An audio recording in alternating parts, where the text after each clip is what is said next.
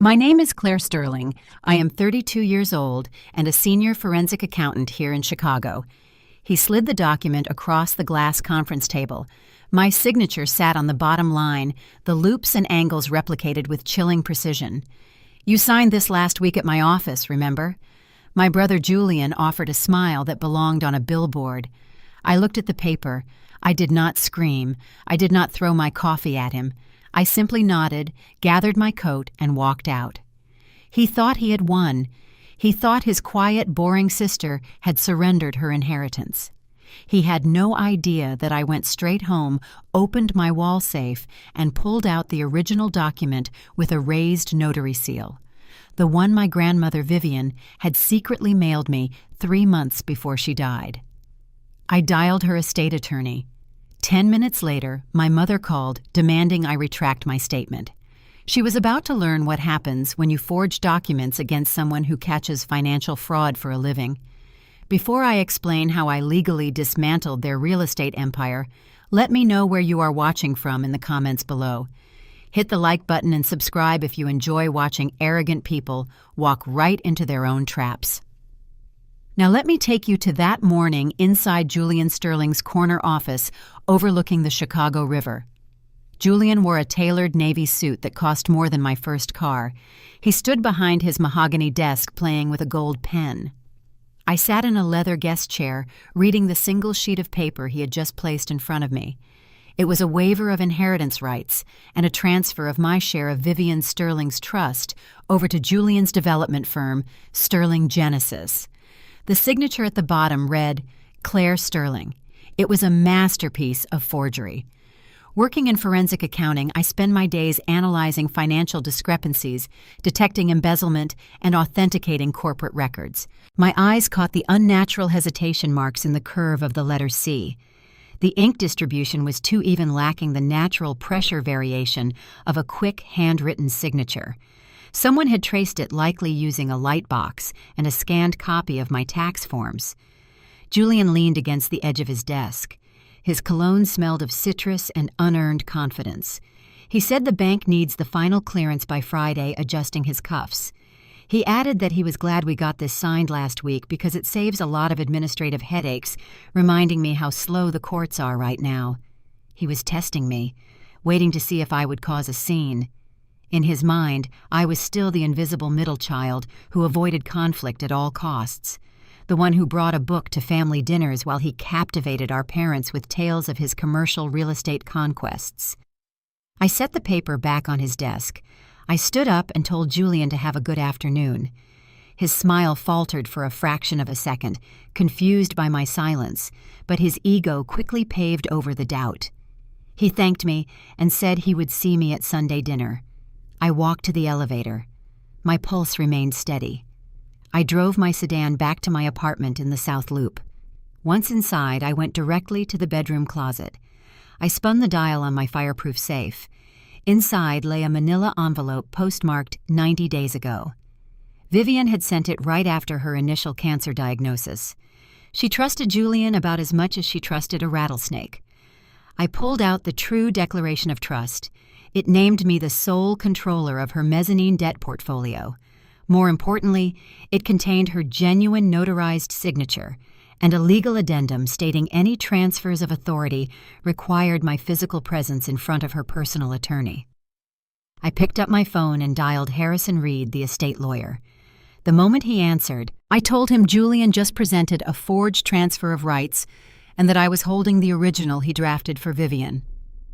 Harrison sighed, the sound of an old man who had seen too much family greed. He instructed me to bring it to his office tomorrow morning at 9 and warned me not to confront Julian. I did not need to confront him. The confrontation came to me. Exactly 12 minutes after I hung up with Harrison, my phone rang. The caller ID showed Evelyn Sterling, my mother. I answered. Claire, what did you just do? Her voice was not sorrowful. It was a sharp, serrated blade. She said Harrison Reed just called Julian asking about a discrepancy in the trust documents. She ordered me to call that lawyer back right now and tell him I made a mistake. My mother did not ask if Julian had forged my name. She knew. She had known all along. My office sits on the 42nd floor of a glass tower in the Loop. As a forensic accountant, my environment is strictly controlled. White walls, dual monitors, stacks of encrypted hard drives. At 8 in the morning, the controlled atmosphere shattered. The heavy glass door swung open. Richard and Evelyn Sterling did not bother with the receptionist. They walked into my workspace carrying the scent of expensive wool and entitlement. My father leaned heavily on his silver-handled cane. He did not need it for walking. He used it to announce his presence. My mother followed close behind, her posture rigid, her expression carved from stone. I did not stand to greet them. I kept my hands resting on my keyboard. Richard locked the door behind him and snapped the blinds shut. This was not a social visit. This was a shakedown. My father stepped up to my desk and tapped the tip of his cane against the floor. One sharp strike. He skipped the pleasantries. He told me to drop the nonsense with Harrison Reed. He admitted it right there. He looked me in the eye and stated that Julian had traced my name onto the inheritance waiver. There was no shame in his tone. There was only irritation that I had discovered the deception. I asked him why he was covering for a felony. Richard scoffed at the word. He called it a necessary administrative shortcut. He explained that Julian's new luxury condominium project in the West Loop was bleeding cash. The development had stalled. The primary lenders were threatening to pull their funding by the end of the month. Julian needed $15 million to secure a secondary loan to keep the site operational. The bank required pristine collateral. My grandmother Vivienne had left behind a trust fund that fit the exact criteria the underwriters demanded. My father looked at me with sheer arrogance. He said the family business takes priority over a piece of paper. He expected me to sacrifice my legal rights to protect his golden boy. He expected me to swallow the theft of my inheritance because Julian was the heir apparent to the Sterling real estate empire. I leaned back in my ergonomic chair. I told him forgery carries a mandatory prison sentence. I told him the bank would consider the loan application fraudulent and flag the entire portfolio. My mother stepped forward. Evelyn had always been the true architect of our family dynamics. She placed both her hands flat on my desk, leaning down until her face was inches from mine. Her voice was a soft, venomous whisper. She told me to listen carefully. She reminded me of her position on the city municipal board. She reminded me of the weekly golf games she played with the directors of the State Accountancy Commission. Evelyn laid out her ultimatum. If I contested the signature, if I made one phone call to the authorities, she would use every political connection she possessed to destroy my career. She promised to fabricate a formal ethics complaint against me. She would tell the board I had manipulated Vivian's accounts while she was sick. They would strip my certified public accountant license before the end of the week. She stared at me, daring me to challenge her power. It was a coordinated, ruthless strike. I realized in that moment I was not just dealing with a greedy brother. I was facing a corrupt syndicate bound by blood. They watched me waiting for the familiar submission. They expected the quiet, compliant daughter to lower her head and obey. I held my mother's gaze without blinking. I told them they knew the way out. Richard tightened his grip on his cane, his face flushing dark red. He warned me not to test him. They turned around and walked out of my office, leaving the door wide open. I sat in the silence of my workspace. My hands did not tremble. I did not shed a single tear. The threat to my livelihood should have paralyzed me. Instead, it provided unparalleled clarity. They had shown their hand. They had proven they would ruin my life to shield Julian. The moment their footsteps faded down the hallway, I turned back to my dual monitors. If Julian was desperate enough to risk federal prison for collateral, his company was hiding something much worse than a stalled construction timeline. My profession centers on finding money that people want to keep hidden. I logged into my secure terminal. I bypassed the standard public searches and accessed the proprietary financial databases my firm uses for corporate audits.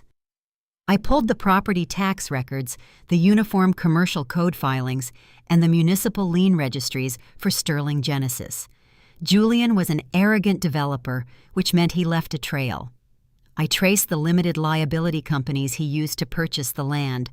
I cross-referenced the escrow accounts and the vendor payment schedules.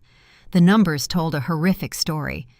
It took me 3 hours to piece together the financial architecture of his business. The $15 million loan was not meant to finish the luxury condominiums. The concrete contractors had filed notices of non-payment months ago. The architects had halted their services. The money was being funneled outward to pay off investors from his previous 2 building projects. Julian was running a sophisticated Ponzi scheme. He was using fresh capital to mask old defaults. The entire company was a house of cards waiting for a single gust of wind. However, the most chilling discovery was buried on page 42 of a secondary loan agreement. The corporate ledger revealed another name attached to these toxic financial instruments.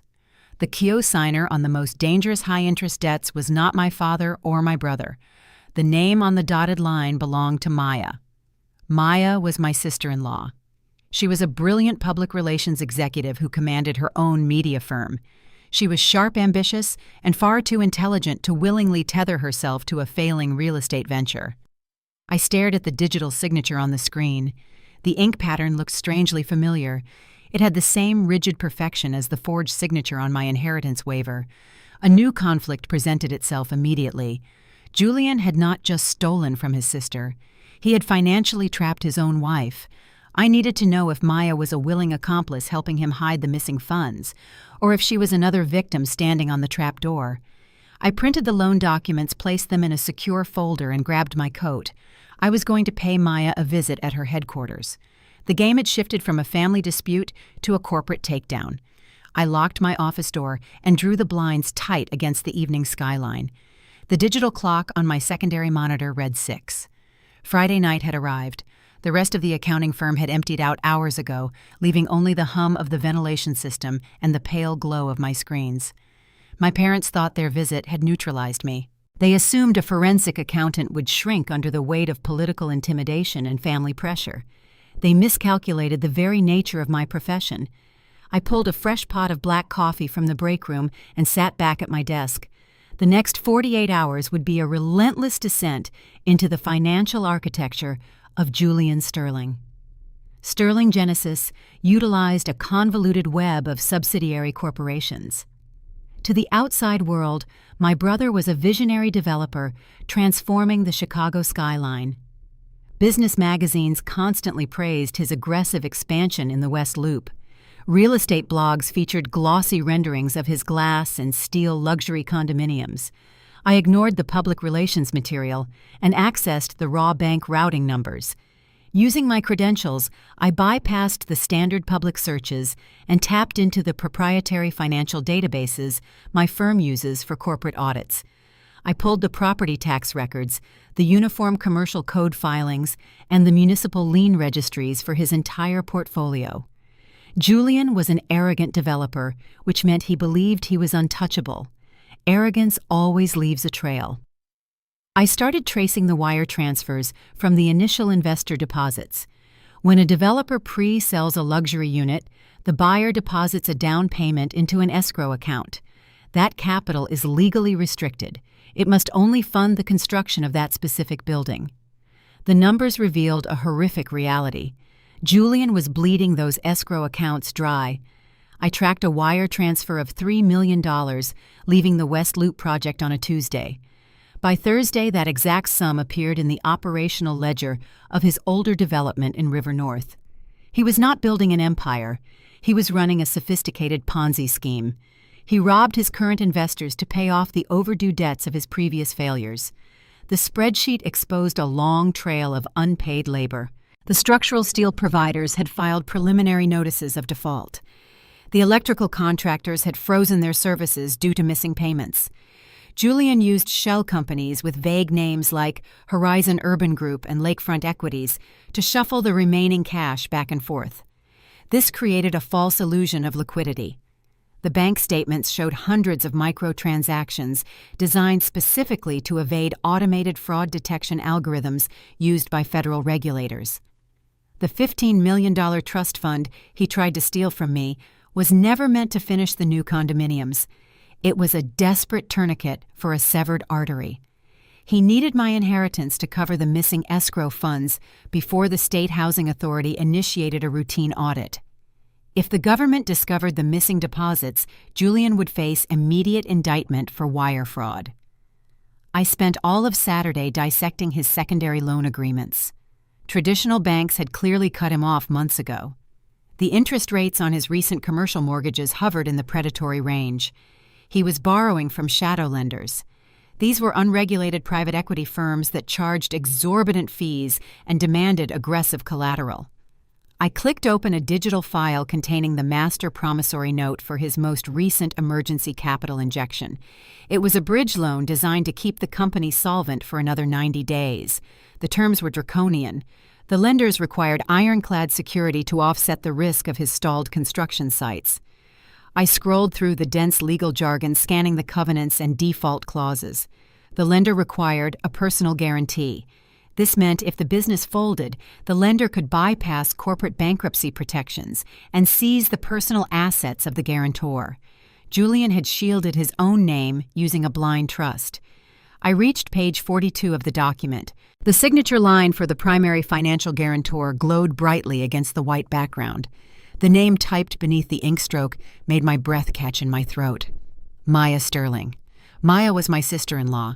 She was a powerhouse in the Chicago media industry, an African-American woman who built her own public relations agency from the ground up, navigating a brutal corporate landscape with ruthless precision. She crafted Julian's flawless public image. She secured his interviews in high-profile business journals. She managed the crisis communication whenever a project faced zoning delays or public backlash. Maya was calculating, brilliant, and fiercely protective of her own brand. I knew her well enough to understand one undeniable fact. Maya would never sign a personal guarantee for a toxic high-interest loan. She understood financial liability better than anyone in our family. She kept her personal assets meticulously separated from Julian's real estate ventures. I zoomed in on the digital scan of her signature. My eyes traced the curvature of the letter M and the sharp tail of the letter Y. The pressure points were entirely wrong. The ink flow lacked the dynamic speed of a natural practice signature. The spacing mirrored the exact proportions of her name from their marriage certificate, a public document easily accessible online. Julian had not just forged my name to steal my inheritance. He had forged his wife's name to secure millions of dollars in predatory debt. He had strapped Maya to the hull of a sinking ship without her knowledge. A new dangerous dynamic emerged in the glow of my monitors. If Julian defaulted on this loan, the shadow lenders would go straight for the guarantor. They would seize Maya's public relations firm. They would liquidate her personal investment portfolios. They would destroy the empire she had built with her own hands. But a chilling alternative presented itself. I had to consider the possibility that Maya knew about the fraud. Public relations executives excel at burying toxic stories and spinning bad news. Perhaps she orchestrated the Ponzi structure to maintain the illusion of their wealthy lifestyle. If she was a willing accomplice, she would protect Julian at all costs and use her media influence to crush me. If she was a victim, she was holding a live grenade without knowing the pin had been pulled. The sun rose over Lake Michigan, casting long shadows across my office floor. Sunday morning. I had not slept in 48 hours. My desk was littered with printed ledgers, routing numbers, and highlighted bank statements. I gathered the evidence. I organized the fake escrow transfers, the predatory loan contracts, and the clear forgery on page 42 into a single black leather binder. My parents thought they could bully a quiet accountant into submission. They failed to realize that numbers are the only language that cannot be manipulated by gaslighting. I changed out of my wrinkled office clothes into a tailored gray suit I kept in my locker. I washed my face with cold water in the executive restroom. My reflection in the mirror showed no exhaustion. I only saw clinical determination. I grabbed the black binder. I was not going to wait for Monday morning. I knew Maya worked on weekends preparing media strategies for the upcoming week. Her firm occupied the penthouse suite of a commercial building on the Magnificent Mile. I rode the elevator down to the empty lobby. The city streets were quiet, bathed in the crisp morning light. I walked toward her headquarters with the financial execution of Julian Sterling resting in my briefcase. I needed to know which side of the battlefield Maya stood on. If she was a co-conspirator, I would report her to the federal authorities along with my brother. If she was a casualty, I was about to deliver the worst news of her life. The time for family loyalty had expired. It was time to introduce them to accountability. The elevator ascended to the penthouse level of the magnificent Mile high-rise. The doors parted to reveal a pristine lobby featuring a brushed steel logo mounted on white marble. Maya built a fortress of perception. Even on a Sunday morning, her public relations firm hummed with quiet intensity. Junior publicists typed frantically at glass desks, managing weekend crisis accounts for politicians and corporate executives. I walked past them. They did not stop me. I wore my tailored gray suit and carried a black leather briefcase with the posture of someone who belonged there. I pushed open the heavy oak doors to the corner office without knocking. Maya sat behind a desk carved from a single slab of dark stone. She wore an ivory-tailored suit that contrasted sharply with her flawless dark skin. Horn-rimmed glasses framed her piercing eyes. She reviewed a digital tablet projecting effortless authority. She did not look up right away. She made people wait. It was a classic dominance tactic designed to make the visitor feel small. I did not wait. I tossed the heavy black binder onto the center of her desk. The sharp thud shattered the quiet atmosphere of the room. She slowly raised her eyes from the tablet. She asked what I was doing, interrupting her weekend strategy sessions. I reached over and flipped the binder open directly to page 42. I told her to look at the guarantor signature on the shadow lender agreement. I told her Julian used her name to secure a predatory bridge loan because traditional banks flagged his accounts for insolvency. I laid out the financial reality without raising my voice. I explained the escrow drain. I detailed the Ponzi structure hiding behind his luxury condominium project. I told her the structural steel providers were preparing to file liens against the property. I waited for the polished mask to drop. I waited for the betrayal to register. I expected rage. I expected her to summon her legal team to freeze her assets and initiate divorce proceedings. Instead, Maya leaned back in her ergonomic chair. She removed her horn-rimmed glasses and placed them neatly beside the open binder. Then she laughed. It was a chilling, hollow sound lacking any trace of warmth. It was the sound of a predator calculating risk. She folded her hands together and looked at me with deep amusement. She told me I possessed a profound misunderstanding of how power operated in this city. She admitted she knew Julian struggled with liquidity. She monitored his cash flow issues months ago. I stared at her, absorbing the reality. Maya explained that in luxury real estate, optics dictating reality was the only rule that mattered. A developer never admits defeat. He leverages tomorrow to pay for today. She looked at the forged signature on the document. Her expression barely shifted. She called the forgery a desperate maneuver by a desperate man trying to keep their empire afloat. I asked her if she understood the legal implications. I told her the shadow lenders would liquidate her media agency the moment Julian inevitably defaulted. I reminded her that personal guarantees bypass corporate bankruptcy protections. Maya stood up. She walked around the dark stone desk, her heels clicking softly against the hardwood floor. She stopped inches from me.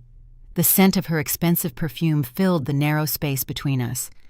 She told me I fundamentally misunderstood my own position. She was a master of narrative control.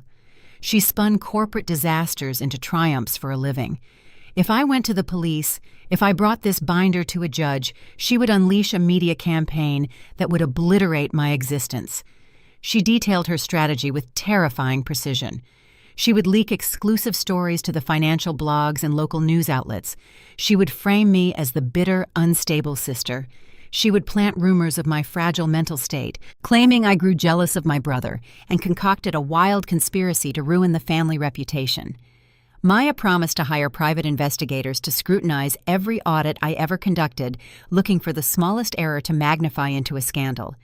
She told me she could have my forensic accounting license suspended through a public smear campaign before a single detective opened my file. She adjusted the lapels of her ivory suit jacket. She leaned in closer. "You are just a lowly auditor, Claire. Do not play knives with the elite." She instructed me to take my binder return to my quiet little cubicle and let the adults handle the family portfolio. She warned me that any move I made would result in my professional execution. She intended to protect her brand, even if it meant shackling herself to a sinking ship. She believed her media influence could outrun a financial collapse. The negotiation died right there. Maya chose her illusion of power over the truth. I picked up the binder. I did not argue. Arguing with a public relations expert only provides them with sound bites to twist and weaponize. I turned toward the door, accepting that the familial ties were severed beyond repair. Just as my hand grasped the polished brass handle, the intercom on Maya's desk buzzed. She hit the speaker button, assuming I was already defeated and no longer a threat. Her chief operating officer spoke through the device. His tone was frantic. He asked Maya how they should handle the upcoming Securities and Exchange Commission compliance check for Julian's syndicated real estate trust. He mentioned that federal regulators requested the specific ledger detailing investor payouts. Maya cursed under her breath. She slammed her hand on the console to cut the transmission, her poised demeanor fracturing for a singular, glorious second. She glared at me, her eyes wide with sudden panic. She ordered me to leave her office immediately. I walked to the elevator. The steel doors closed, sealing me in a quiet descent to the ground floor. A smile finally broke across my face. Maya just handed me the very weapon I needed to bypass her entire media strategy. Julian did not just build private buildings. He syndicated his investments. He bundled his real estate projects into a trust and sold shares to out-of-state investors. That meant his operations fell under the direct jurisdiction of the Securities and Exchange Commission. The federal government does not care about family drama. Federal regulators do not read local gossip blogs or care about a public relations spin. They only care about wire fraud and the deception of syndicated investors. I reached the underground parking garage. The concrete walls echoed with the sound of my footsteps. I slid into the driver's seat of my sedan. I did not turn the ignition. I reached into my leather bag and pulled out my encrypted work laptop. I rested it on the steering wheel and booted up the secure server. Maya thought she could control the narrative by managing the local press. She forgot that numbers travel faster than words, and federal auditors follow the math. I connected to a secure virtual private network. I accessed the federal whistleblower portal. The system offers strict anonymity and guaranteed review for high-level financial crimes. I began typing. I drafted a meticulous data-driven report detailing the exact routing numbers of the drained escrow accounts. I attached the internal ledgers showing the Ponzi distribution. I highlighted the fraudulent fund transfers between the subsidiary shell companies. I mapped out the flow of stolen capital used to pay off older investors. I did not mention the forged inheritance paper. I did not mention my family name. I kept the report strictly focused on the federal violations regarding syndicated investor capital. I reviewed the digital dossier one last time. The evidence was irrefutable. A team of federal agents would tear Julian's firm apart piece by piece, ledger by ledger. Maya could spin a local scandal, but she could not spin a federal indictment. I moved the cursor over the submission button.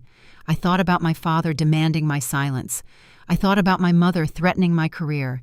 I thought about Maya calling me a lowly auditor. I clicked submit. A green confirmation banner flashed across my screen. The anonymous tip was logged into the federal database. A tracking number appeared, solidifying the action. The game had officially elevated from a family dispute to a federal investigation. I closed the laptop and placed it back in my bag. I started the engine. My family thought they had buried me under threats and intimidation. They failed to realize I held the shovel. The real war was about to begin, and I held the ultimate trump card waiting in a safety deposit box across town. Monday morning began with a secure phone call.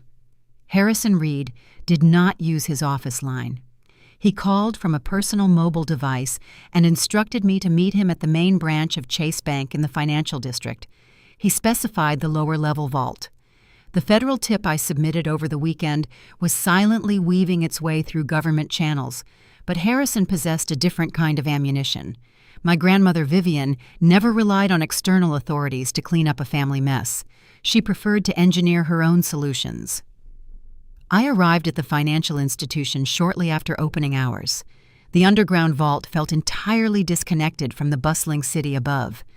Thick concrete walls and polished steel safe deposit boxes lined the temperature-controlled room. Harrison waited near a private viewing booth holding a small brass key. Vivian entrusted him with the primary key, but she mailed me the secondary authentication code months before her passing. Vivian built the original sterling fortune through commercial logistics and supply chain acquisitions. She possessed a predatory instinct for identifying weak links in any business model. She always viewed Julian as the weakest link in our bloodline. While my parents worshipped his polished charm and tailored suits, Vivian quietly audited his public filings. She recognized his arrogance would eventually bankrupt the family name. Harrison handed me the brass key.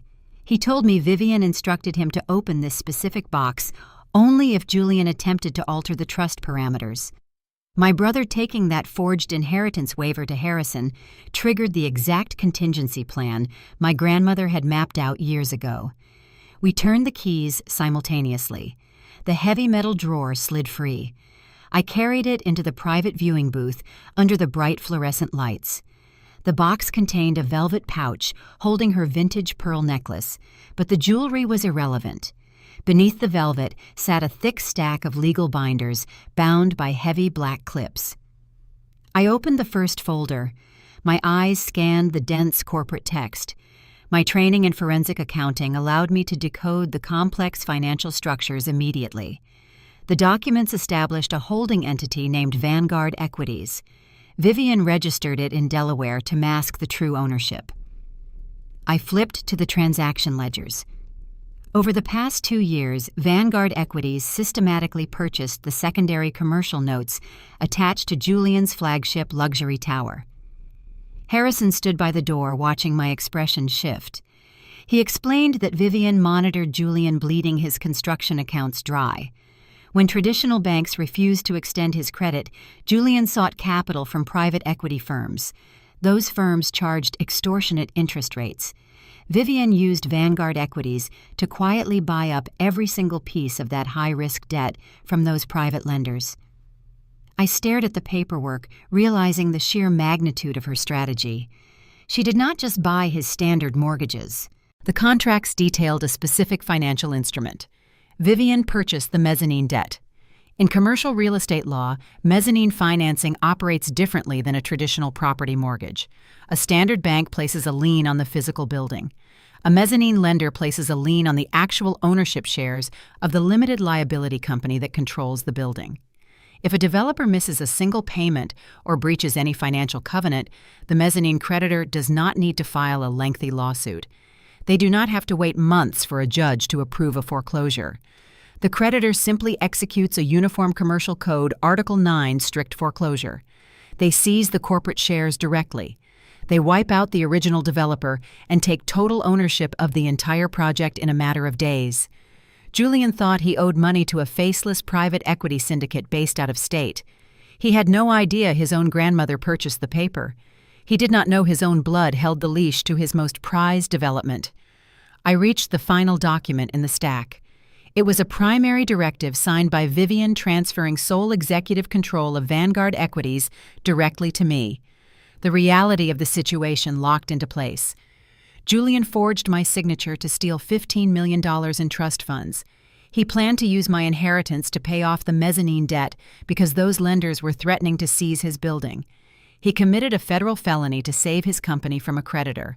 And sitting in that underground vault holding the legal transfer forms, I realized I was that creditor. I went from being a victim of family fraud to becoming the primary debt holder capable of terminating my brother's career with a single signature. I held the legal authority to foreclose on his company, seize his assets, and lock him out of his own headquarters.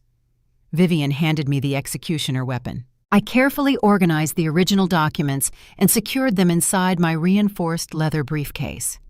Harrison locked the empty safe deposit box. He warned me to keep the files in a secure location and advised me to hire specialized corporate counsel to initiate the Uniform Commercial Code foreclosure process. I thanked him for his loyalty to Vivian. I left the private viewing booth and walked toward the exit of the secure vault area. My mind raced with the procedural steps required to seize the luxury tower.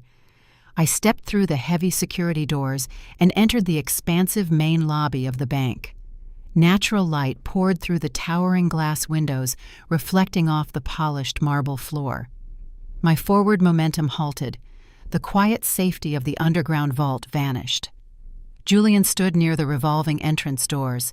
He did not look like the polished executive who sat behind a mahogany desk just a few days ago. His silk tie hung loose around his collar. Deep shadows stained the skin beneath his eyes. His posture radiated a frantic, cornered energy. He had tracked my location. Whether he placed a tracking device on my vehicle or paid someone to monitor my phone, the method did not matter. He knew I met with the estate attorney. He was not alone. 2 men flanked him, blocking the primary exit path. They did not wear business attire. They wore thick leather jackets over dark shirts. One man had visible scar tissue across the bridge of his nose. The other stood with his hands resting casually near his beltline, projecting the rigid, disciplined stance of someone accustomed to physical violence. These were not corporate lawyers. These were enforcers. Julian borrowed money from shadow lenders before Vivian bought the debt, but he clearly owed other people in the Chicago underworld. His Ponzi scheme was collapsing faster than I anticipated. The contractors were demanding payment, the federal regulators were receiving my whistleblower reports, and the street-level creditors were demanding their cash. Julian saw me holding the leather briefcase. He stepped away from the revolving doors and walked directly toward the center of the lobby. The 2 enforcers mirrored his movement, fanning out to cut off any attempt I might make to reach the side exits. The few banking customers in the lobby sensed the shifting atmosphere and quietly moved toward the teller counters, giving us a wide berth. My brother stopped 3 feet away from me. The citrus cologne was entirely masked by the sour scent of nervous sweat. He stared at the briefcase in my hand. His eyes darted to my face, searching for a trace of fear. He told me he knew Harrison Reed called me down here to review the estate files. He demanded I hand over whatever documents the lawyer gave me. I maintained my grip on the briefcase handle. I did not step back. I looked at the 2 men standing behind him, noting their heavy boots and cold expressions. The conflict mutated right there on the marble floor. Corporate theft and forged signatures suddenly devolved into immediate physical intimidation. Julian was trapped between the threat of federal prison and the threat of physical harm from his unsavory financial partners. He intended to use me as his human shield. Julian lowered his voice to a harsh, desperate whisper.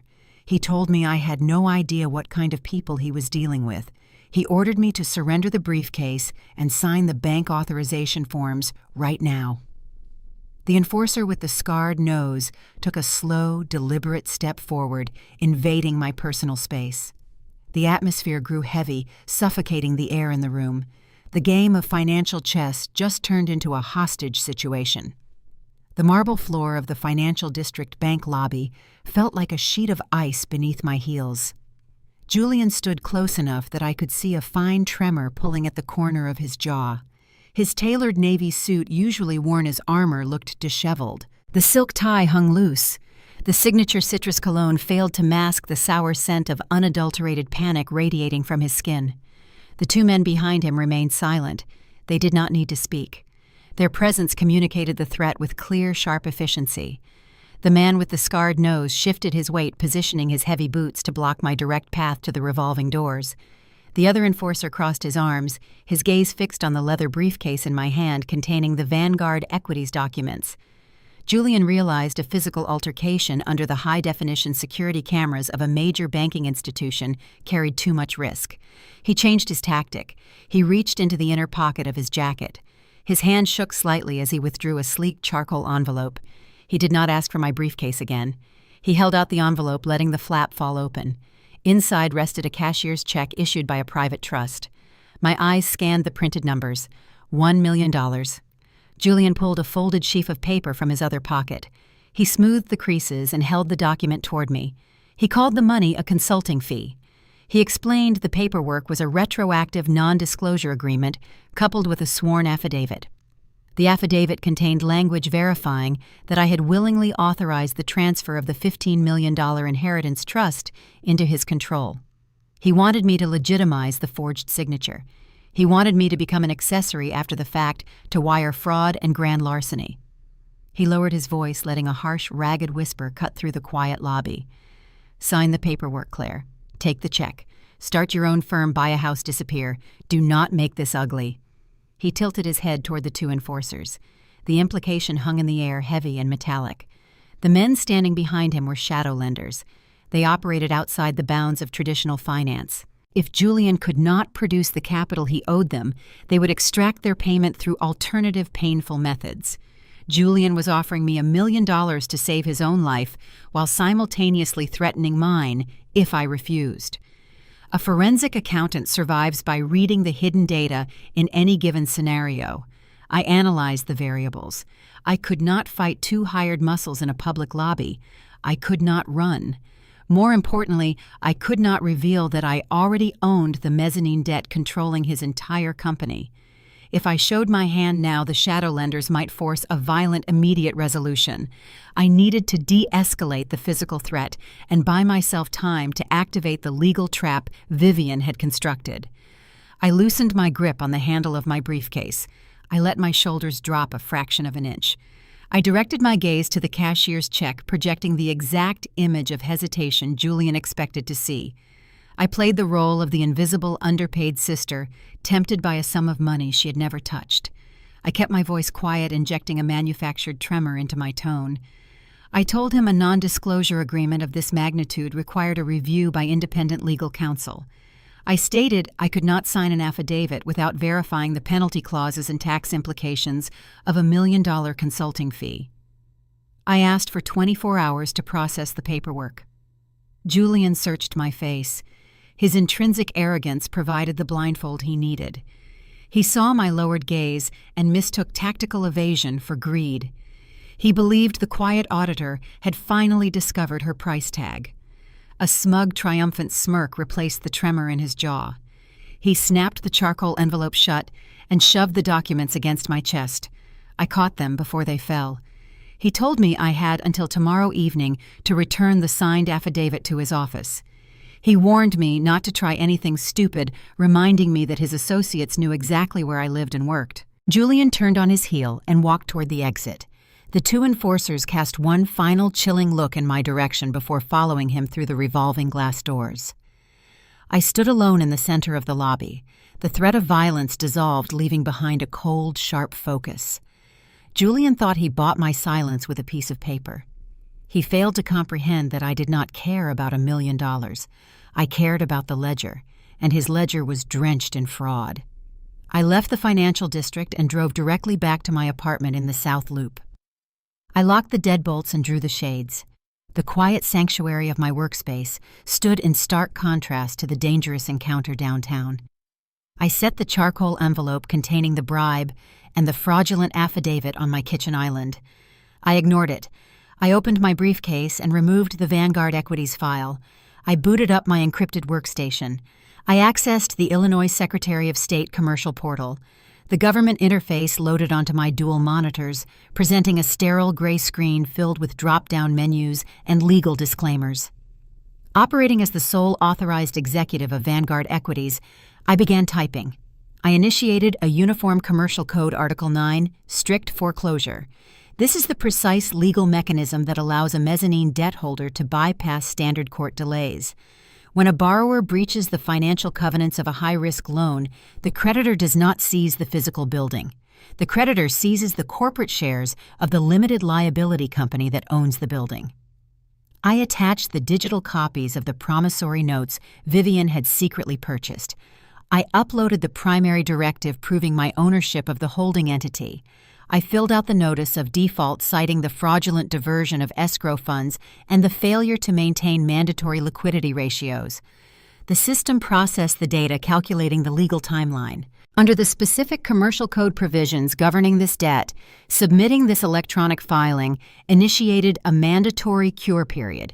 The debtor receives a strict window to produce the total outstanding balance in cash. If the debtor fails to cure the default within that time frame, the ownership transfer becomes automatic and irrevocable. The system required a designated waiting period, 72 hours. I hovered my cursor over the final submission button. I calculated the exact timeline. 72 hours from this specific moment landed precisely on Friday morning at 10 o'clock. I glanced at a calendar pinned to my bulletin board. Friday morning at 10 o'clock was not just a random deadline. It was the heavily publicized date of Julian's ribbon-cutting ceremony for the Sterling Tower. The mayor of Chicago was scheduled to attend. Dozens of real estate journalists, city council members, and wealthy investors would gather in the grand lobby of the new high-rise. Julian planned to stand on a mahogany podium, cut a silk ribbon, and declare his triumph to the city. At that precise second, the state registry would officially execute the foreclosure. The legal system would strip him of his company, his assets, and his title, transferring the entire empire into my name while he smiled for the cameras. The poetic justice of the timing felt akin to a mathematical equation resolving into a perfect zero. I clicked submit. The federal portal flashed a green confirmation code. The state registered the lien. The silent countdown began. I closed the browser, the trap officially armed and ticking. Julian had 3 days left to pretend he owned a kingdom. I closed my laptop and let out a slow breath. The silence of the apartment was broken by a sudden sharp knock at my front door. I checked the security camera feed on my monitor. A uniformed courier stood in the hallway holding a thick silver embossed envelope. I opened the door, signed the electronic pad, and took the delivery. The return address belonged to my father's country club. Inside lay a formal invitation to the Chicago Urban Development Charity Gala, an elite networking event scheduled for tomorrow evening. Tucked behind the heavy cardstock was a handwritten note on my father's personal stationery. The ink pressed deep into the paper. Richard demanded my attendance at the gala. He stated he had arranged a special presentation halfway through the evening program. He intended to call me onto the stage in front of hundreds of politicians and investors to publicly pledge my inheritance to Julian's Urban Renewal Fund. My family decided private intimidation was not enough. They planned to corner me under the bright lights of high society, forcing me to surrender my assets in front of a crowd where any refusal would destroy my professional reputation. The battlefield just shifted from the shadows of a bank lobby to the center stage of a grand ballroom. The silver embossed invitation sat on my kitchen island, a glaring symbol of my family's relentless manipulation. The Chicago Urban Development Charity Gala was a cornerstone event for the city elite. My parents, Richard and Evelyn, utilized this specific evening every year to solidify their social standing, shaking hands with city aldermen, zoning board commissioners, and wealthy private equity investors. They leveraged philanthropy to secure lucrative construction permits and favorable tax incentives for Julian's firm. It was an ecosystem of polished corruption, and they intended to use me as the centerpiece of their latest performance. I did not decline the invitation. Declining would signal fear. I spent Tuesday evening preparing my armor. I selected a tailored midnight blue gown that adhered to the strict black tie dress code without drawing unnecessary attention. I pinned my hair back into a sleek, severe style. As a forensic accountant, I learned early in my career that blending into the background of a boardroom or a courtroom allows you to observe the subtle, frantic maneuvers of those trying to hide their guilt. I approached this gala with the exact same clinical detachment. The ballroom of the Drake Hotel shimmered under the light of massive crystal chandeliers. Waiters circulated through the crowd, carrying trays of vintage champagne and caviar. I navigated the sea of silk dresses and tailored tuxedos, recognizing several prominent figures from my corporate audits. I found my assigned seat at table 14 strategically positioned near the service doors, far from the central stage where the Sterling family held court. My parents sat at the head table alongside Julian and Maya. They projected an image of perfect, untouchable prosperity. Maya wore a stunning emerald dress, her sharp gaze sweeping the room, ensuring the hired photographers captured Julian from the most flattering angles. My brother smiled effortlessly, playing the role of the visionary developer, masking the fact that a 72-hour foreclosure countdown was actively erasing his empire. The dinner service concluded. The ambient noise of clinking silver and polite conversation faded as the event organizer tapped the microphone. The charity auction began raising nominal funds for local parks before transitioning to the main event. My father Richard stood up from the head table. He adjusted his silk tie and walked toward the podium. The spotlight tracked his movement, casting a stark white beam across the darkened stage. He gripped the edges of the podium, his silver cane resting against his leg, projecting the gravitas of a seasoned patriarch. Richard welcomed the distinguished guests, thanking the mayor and the corporate sponsors for their continued support of Chicago's architectural future. He spoke eloquently about legacy community and the moral obligation of generational wealth. His deep voice filled the cavernous room, captivating the audience. Then the trap snapped shut. My father announced that the Sterling family was honored to make a cornerstone contribution to the Urban Renewal Initiative, a nonprofit fund directed by Julian. He paused for dramatic effect, allowing the silence to build. He declared that his late mother Vivian left a substantial trust meant to foster the city's growth. He stated that the family unanimously agreed to redirect $15 million of that trust directly into Julian's fund. A wave of appreciative applause rippled through the ballroom. My father raised a hand to quiet the crowd. He looked out over the sea of faces, his eyes scanning the tables until they locked directly onto me. The spotlight swung rapidly from the stage, cutting through the darkness, pinning me in my chair at table 14. Richard's voice boomed through the speakers. He announced that his daughter Claire, the primary beneficiary of the trust, was present tonight. He praised my selflessness, claiming I insisted on donating my entire inheritance to support my brother's vision for the city. He invited me to the stage to accept the gratitude of the community. The applause swelled into a thunderous roar. Hundreds of wealthy investors, politicians, and media representatives turned their heads to look at me. The social pressure was suffocating, a physical weight pressing down on my chest. My family had cornered me in front of the entire Chicago elite. If I refused to walk to the stage, if I shouted that the signature was forged and the donation was a lie, I would appear unstable and greedy. Maya's public relations spin would write itself. I would be the hysterical sister ruining a charitable event out of petty jealousy. They assumed I would capitulate to the overwhelming public scrutiny, smile for the cameras, and quietly sign away the money to avoid a high society scandal. I stood up.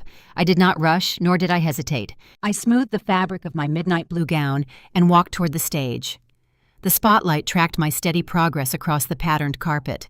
I climbed the short flight of stairs. My father stepped back, offering me the microphone with a triumphant, patronizing smile. Julian stood at the edge of the stage, clapping loudly, his eyes gleaming with the certainty of victory. I took the microphone. I looked out over the darkened ballroom, taking in the hundreds of expectant faces. I let the silence stretch for 3 seconds, establishing complete control of the room. I did not look at my father. I did not look at Julian. I addressed the investors. I spoke into the microphone, keeping my voice modulated, clear and perfectly pleasant. I thanked my father for the generous introduction. I stated that my grandmother Vivian taught me the immense value of financial integrity and corporate responsibility. I paused, letting the acoustics carry my words to the farthest corners of the room. I turned slightly, ensuring my profile was caught by the press cameras. I announced that I was thrilled to support the Urban Renewal Initiative. However, as a certified forensic accountant, I believed true philanthropy required absolute transparency. Therefore, before the $15 million transfer was finalized, I was officially volunteering my firm to conduct a comprehensive independent audit of the fund's operational ledgers to be published in the public domain. Furthermore, I stated I fully supported the recent inquiries made by federal regulatory agencies to review the fund's compliance protocols, ensuring every single dollar contributed to the city's growth was properly accounted for. I smiled warmly at the audience. I handed the microphone back to my father. The applause did not resume. A chilling, confused silence swept across the ballroom. The wealthy elite of Chicago are not fools. They speak the language of high finance, and my words were a masterclass in corporate translation. I did not make an accusation. I made a promise of federal scrutiny. To an investor, an independent public audit and a mention of federal agencies are the ultimate red flags. I glanced at my father. The triumphant smile had vanished, replaced by an expression of sheer, unadulterated horror. His hand shook as he gripped the microphone stand. I looked down at Julian, his face drained of color. The arrogant developer looked like a man who had just stepped off a ledge. Maya, sitting at the head table, stared at me with wide, calculating eyes, her public relations instincts rapidly assessing the catastrophic damage I had just inflicted on their brand. I walked off the stage, my heels clicking softly against the wood. Whispers erupted throughout the ballroom. The quiet hum of suspicion quickly morphed into an agitated buzz. Investors leaned across tables, exchanging worried glances. Politicians subtly distanced themselves from the Sterling family's section. I had planted a seed of doubt in the minds of the exact people Julian needed to survive. No one wants their name attached to a charity fund that is about to be audited by federal agents. I reached the exit doors of the ballroom. I did not look back. I retrieved my coat from the attendant and stepped out into the cool night air of the city. I had detonated their public facade without raising my voice or shedding a tear. But the consequences of humiliating a desperate family in front of their peers are never delayed for long. As I hailed a taxi to return to my apartment, a notification chimed on my secure phone. The conflict was about to breach the threshold of my own home. The taxi dropped me off in front of my building just as a cold rain began to fall across the South Loop. The damp chill seeped through my wool coat, but it was a welcome contrast to the stifling atmosphere of the charity gala. I keyed my code into the secure entry panel and took the elevator up to my floor. My apartment was quiet. The only sound, the rhythmic patter of rain against the large windows overlooking the city. I placed my keys on the counter and walked toward the kitchen to pour a glass of water. I needed to review the UCC filing timeline.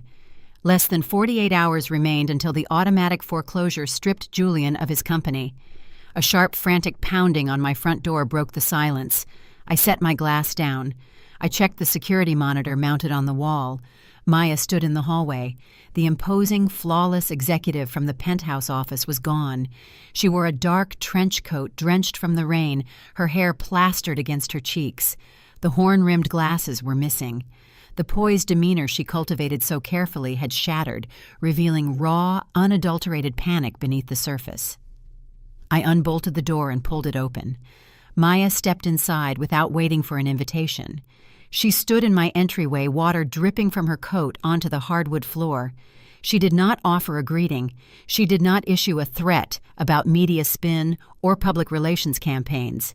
She looked at me, her chest heaving as she tried to catch her breath. She admitted I was right. I closed the door and locked it. I asked her what she found. Maya wrapped her arms around herself, shivering despite the warmth of the apartment. She explained that after my visit to her office, the seed of doubt took root. She understood the high-stakes nature of commercial real estate, but she also understood the necessity of verifying risk. She quietly hired an independent private investigator with a background in corporate espionage to run a shadow audit on Julian's personal holding companies. The investigator delivered the preliminary results an hour before the charity gala began. Maya attended the event, knowing she was standing next to a man who had financially strapped a bomb to her chest. She confirmed Julian did not just forge her signature on the single mezzanine loan I showed her. He forged her name as the primary personal guarantor on 3 separate high-yield short-term promissory notes issued by unregulated shadow lenders.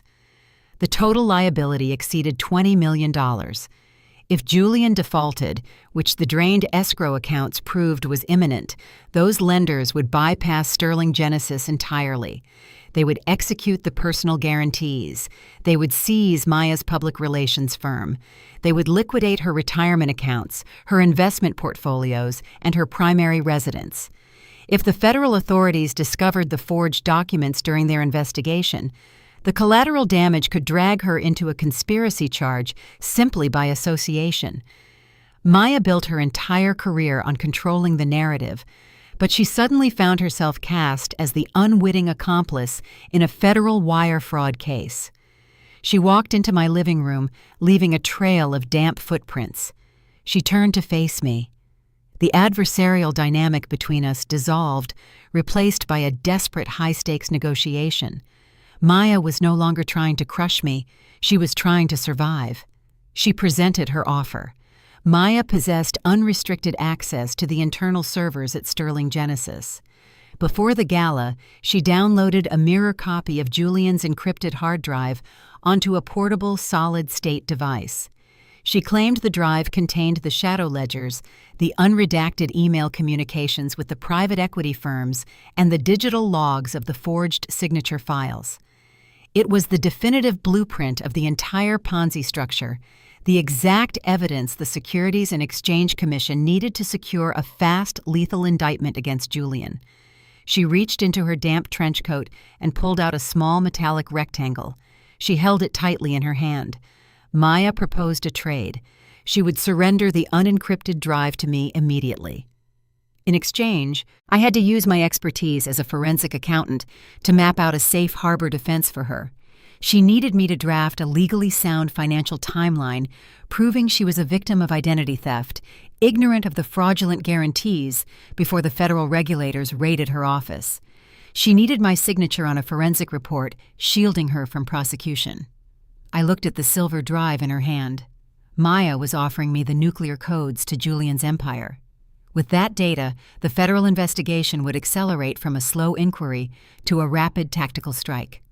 The evidence would ensure Julian faced a lengthy prison sentence without the possibility of negotiating a plea deal based on a lack of hard proof.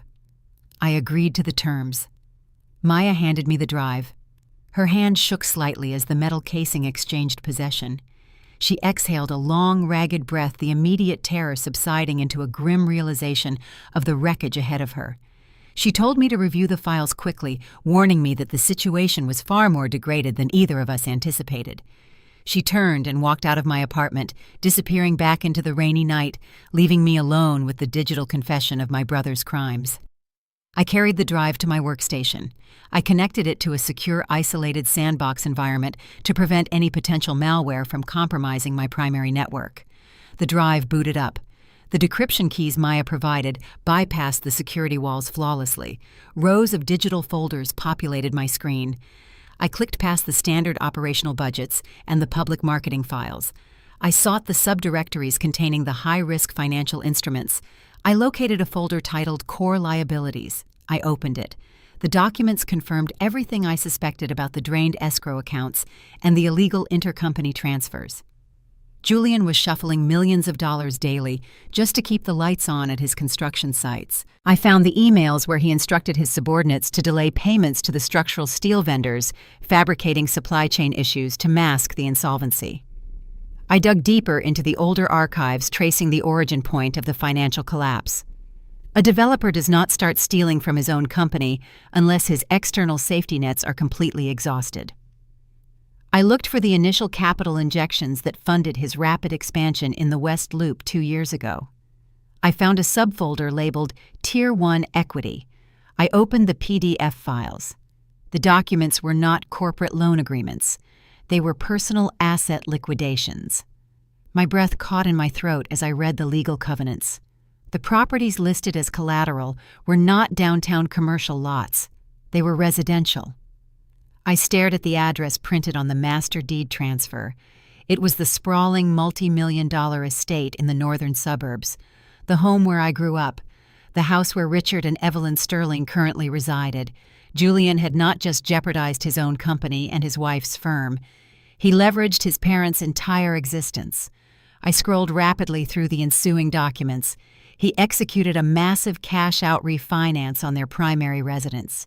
He took out hostile variable rate mortgages against the property value, but the financial cannibalism did not end there. I opened the subsequent files. They were statements from a private wealth management firm. Julian liquidated Richard's comprehensive retirement portfolios. He drained Evelyn's high-yield municipal bond accounts. He siphoned decades of accumulated wealth to feed the insatiable appetite of his failing real estate developments. The parents who burst into my office days ago, demanding I sacrifice my inheritance to save their golden son, were already destitute. They sat in their luxurious home wearing designer clothes, completely unaware that the bank effectively owned the roof over their heads. Julian maintained the illusion of prosperity, paying the minimum monthly interest on the leveraged assets to prevent immediate foreclosure notices from arriving in their mailbox. He sold their future to finance his ego. The magnitude of the betrayal recalibrated the entire conflict. Julian was not just a white-collar criminal. He was a parasite feeding on his own bloodline. I ejected the drive from my workstation. The deadline for the Uniform Commercial Code strict foreclosure loomed closer. Less than 36 hours remained. I possessed the evidence to send him to federal prison, the legal authority to seize his company, and the knowledge that his primary defenders, my parents, were standing on a financial trapdoor. The final act was accelerating, and the collision course was set for the grand opening of the Sterling Tower. The digital clock on my workstation confirmed the shrinking timeline. 48 hours remained until Julian stood at the mahogany podium to dedicate the Sterling Tower. The sun rose over the Chicago skyline, casting a sharp, unforgiving light across the city. The time for gathering evidence concluded. The execution phase commenced.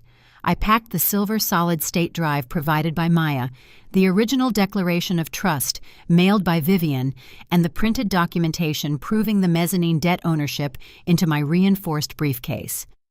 I locked my apartment and hailed a car to the financial district. Harrison Reed's law firm occupied the 52nd floor of a building older and quieter than Julian's flashy developments. The atmosphere inside the suite projected discretion and power. Harrison did not use his standard conference room. He escorted me to a secure boardroom located at the back of the office, shielded from the view of junior associates and clerical staff. 3 individuals waited inside. One man wore a precisely tailored charcoal suit, projecting the tense, rigid posture of corporate anxiety.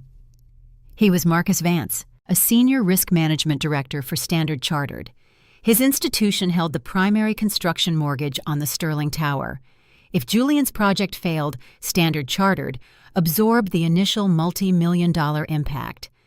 The other 2 individuals sat on the opposite side of the long glass table.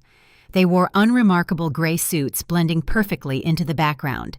They did not carry thick legal binders.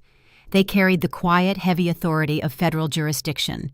They were Special Agents Davis and Miller from the Federal Bureau of Investigation, specifically assigned to the White-Collar Crime Division.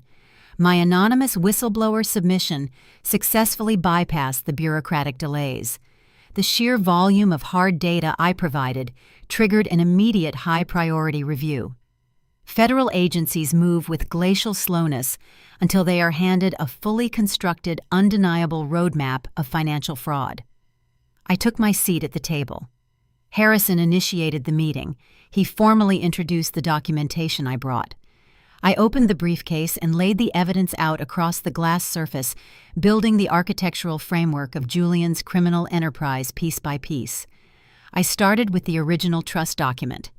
I showed Agent Davis the raised notary seal and the specific legal addendums requiring my physical presence for any asset transfer. Then I presented the forged waiver Julian submitted to Standard Chartered. Marcus Vance picked up the fraudulent document. His face drained of color as he compared the signatures. I explained that Julian utilized this forged waiver to falsely claim ownership of my $15 million inheritance. He leveraged this stolen asset to secure the secondary funding necessary to keep his construction site operational. Agent Miller leaned forward, resting his forearms on the table. He stated that submitting a forged document across state lines to a federally insured financial institution to secure a loan constituted a textbook violation of the wire fraud statutes. The penalty was 20 years in federal prison, but wire fraud was only the beginning. I pushed the silver solid-state drive toward the center of the table. I informed the agents that the drive contained the unencrypted internal ledgers of Sterling Genesis. I detailed the systematic draining of the escrow accounts. I explained how Julian diverted funds legally, designated for specific projects to pay off early investors in unrelated developments. I provided the exact routing numbers and transaction dates mapping out the Ponzi structure. Marcus Vance removed his glasses, rubbing the bridge of his nose. The realization that his bank had financed a massive insolvent fraud scheme settled heavily upon him. His institution faced severe regulatory penalties for failing to detect the deception. He looked at me, his voice tight with suppressed panic. He asked what would happen to the physical asset, the Sterling Tower itself, if Julian was indicted. I pulled the final stack of documents from my briefcase. I presented the Vanguard Equities files. I revealed that my grandmother Vivian secretly purchased the mezzanine debt-controlling Sterling Genesis. I showed them the legal transfer granting me sole executive authority over the holding company. I explained to the room that under Uniform Commercial Code Article 9, I initiated a strict foreclosure process 72 hours ago. The mandatory cure period was actively ticking down. On Friday morning at 10 o'clock, the state registry would automatically transfer total ownership of Julian's limited liability company directly to me. Marcus Vance stared at the paperwork, his expression shifting from panic to a profound, complicated relief. Standard Chartered would not have to fight through years of messy bankruptcy court proceedings to recover their investment. They would not have to deal with a disgraced indicted developer. The ownership of the project would transfer cleanly to a forensic accountant holding clear title and a mandate to liquidate the assets. Agent Davis tapped a pen against his notebook. He assessed the legal and financial web I had constructed. He noted that the Uniform Commercial Code foreclosure operated independently of their criminal investigation. However, he recognized the tactical advantage of the timeline. The federal authorities prefer to execute high-profile arrests when the target is isolated and stripped of their resources. The plan crystallized in the quiet boardroom. The FBI would secure the necessary warrants based on the hard evidence provided on the solid-state drive. They would coordinate their tactical strike to coincide precisely with the execution of the foreclosure.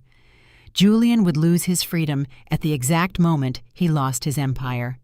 The meeting concluded. The federal agents secured the evidence.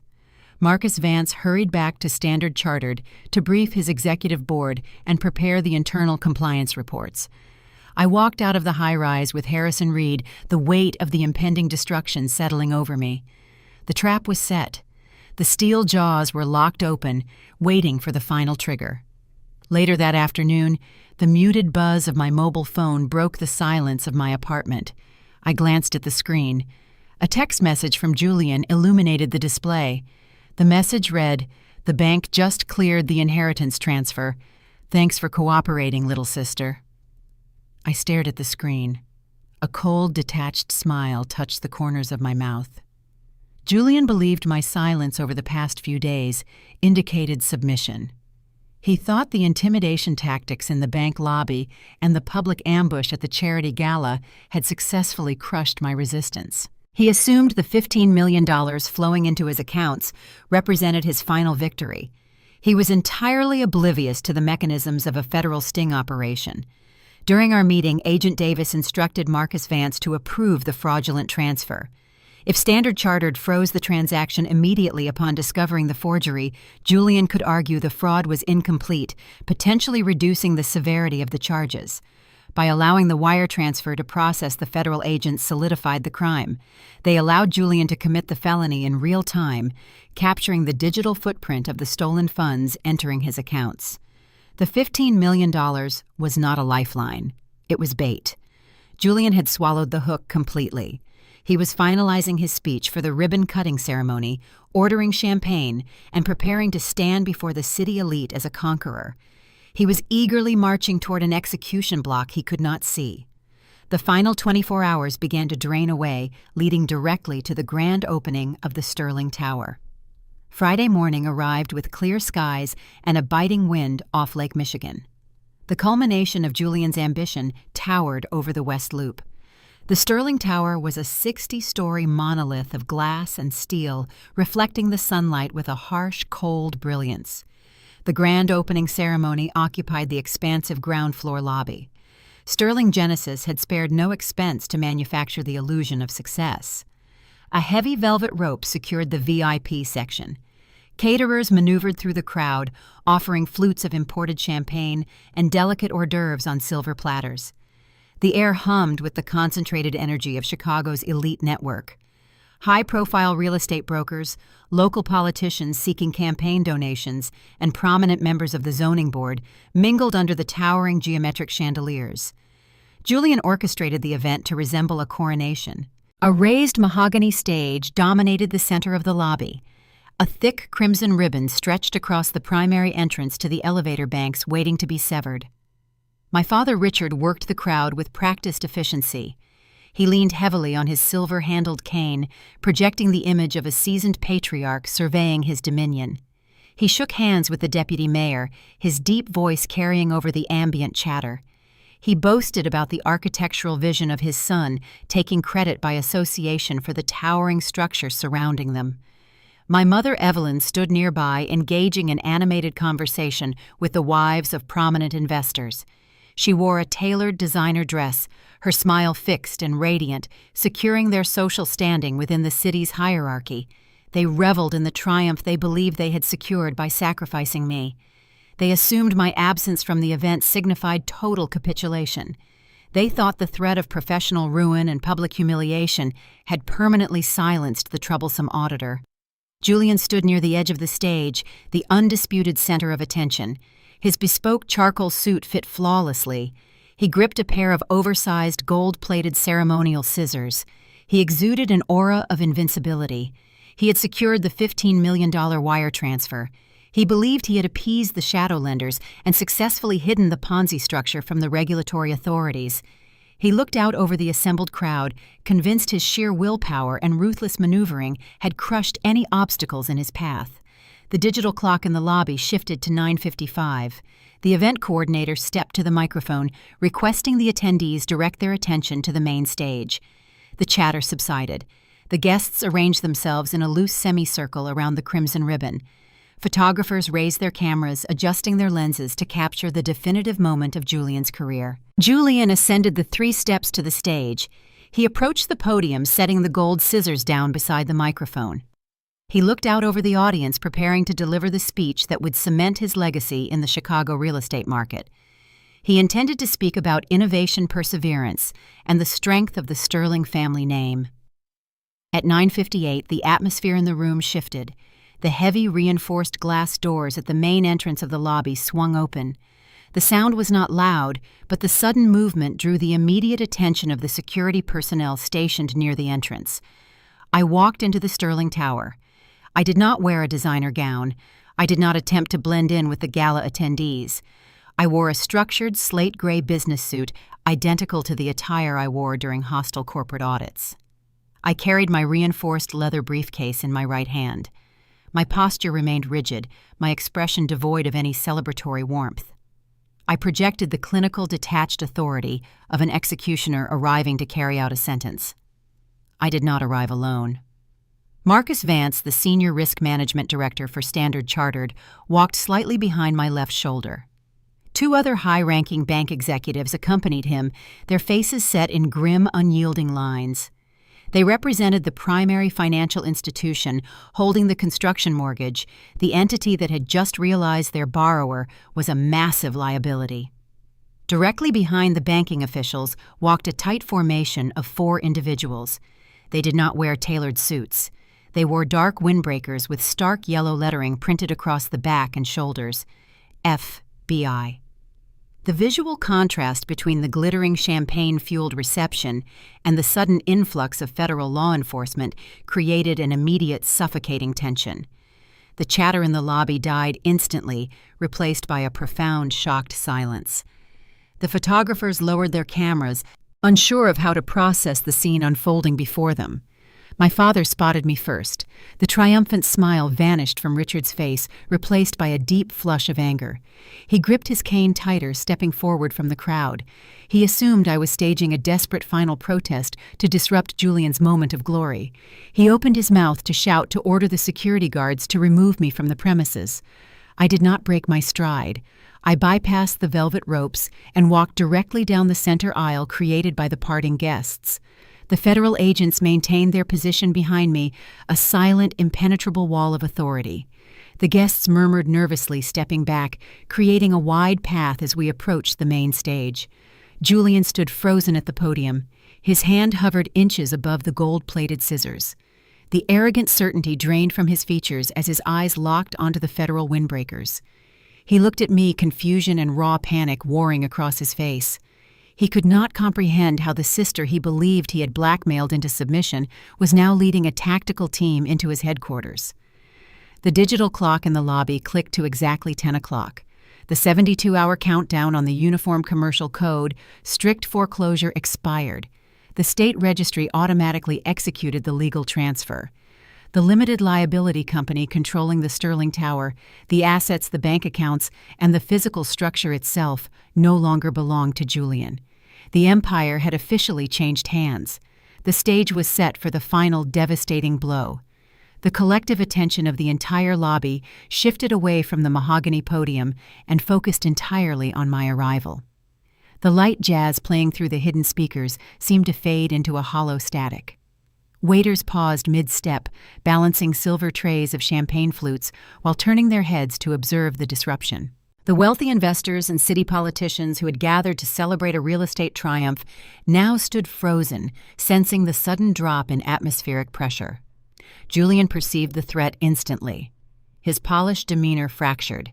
He recognized the federal windbreakers closing the distance between the entrance and the stage. Panic, overridden by instinct, prompted him to raise his hand. He signaled his private security detail stationed near the velvet ropes. Two large men wearing discreet earpieces and tailored dark suits moved to intercept my path. They intended to physically block me from reaching the center of the room, aiming to handle the situation quietly before the press realized what was happening. They did not reach me. Special Agent Davis stepped forward with sharp, practiced efficiency. He did not draw a weapon or raise his voice. He merely reached into his jacket and elevated his leather credentials folder.